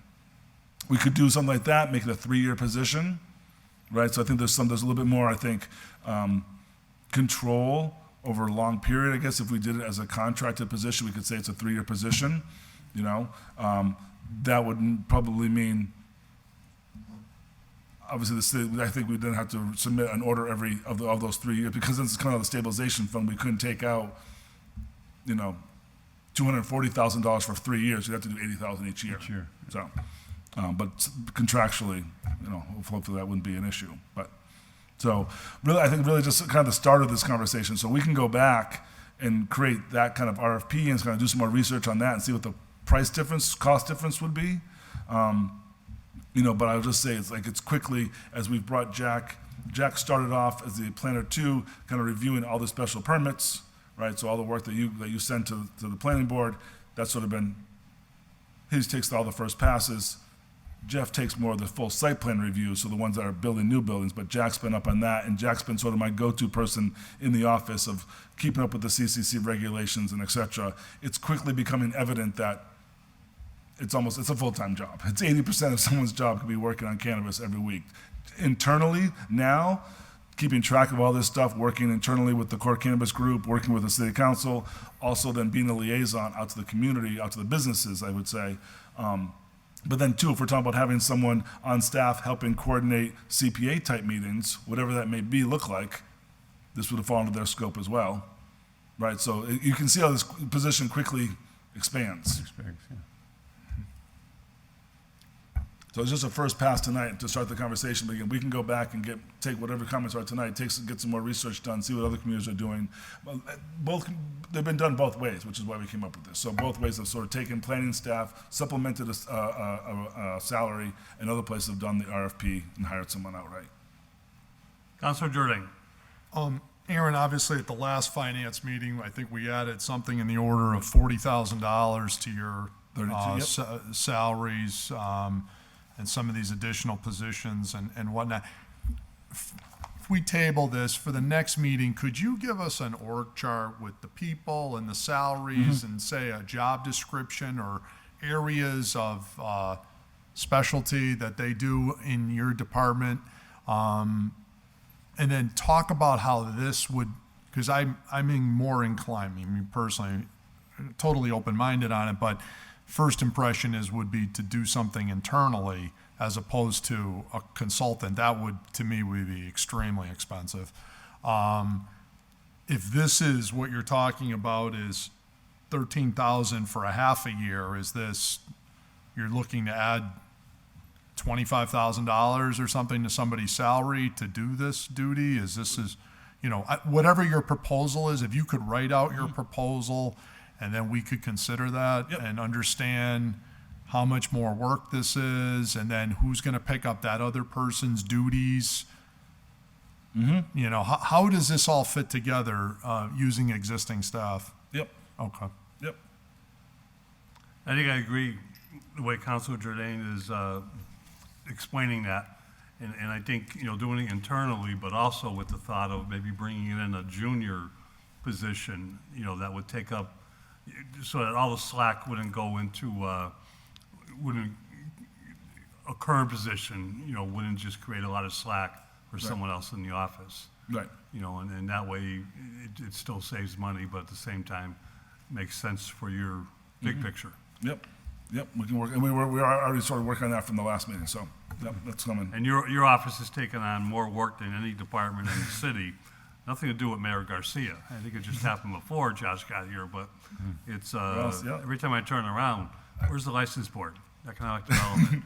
Where's the historic commission? Economic development. Yeah. Where's the bicycle?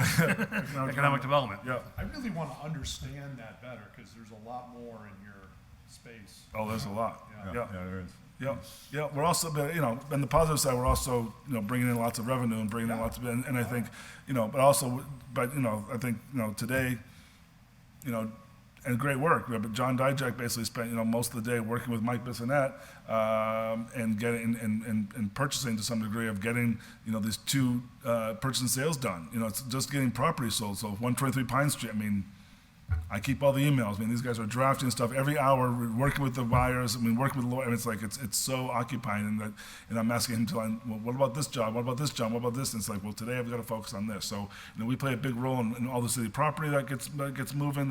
We were reviewing. The mayor was actually there. We reviewed the RFPs, and it's, to the lawyers in the house, I read my first purchase and sale agreement. Yeah, I don't think I'll be reading too many more of those. Pretty boring stuff. Yeah, it's a little dry, but but the details are there, right? The reverter's protecting the city, but getting these properties up and running. So all this stuff is really time consuming. And then you have people calling, about the host community agreement, about this and about the special permit, and this is just one aspect.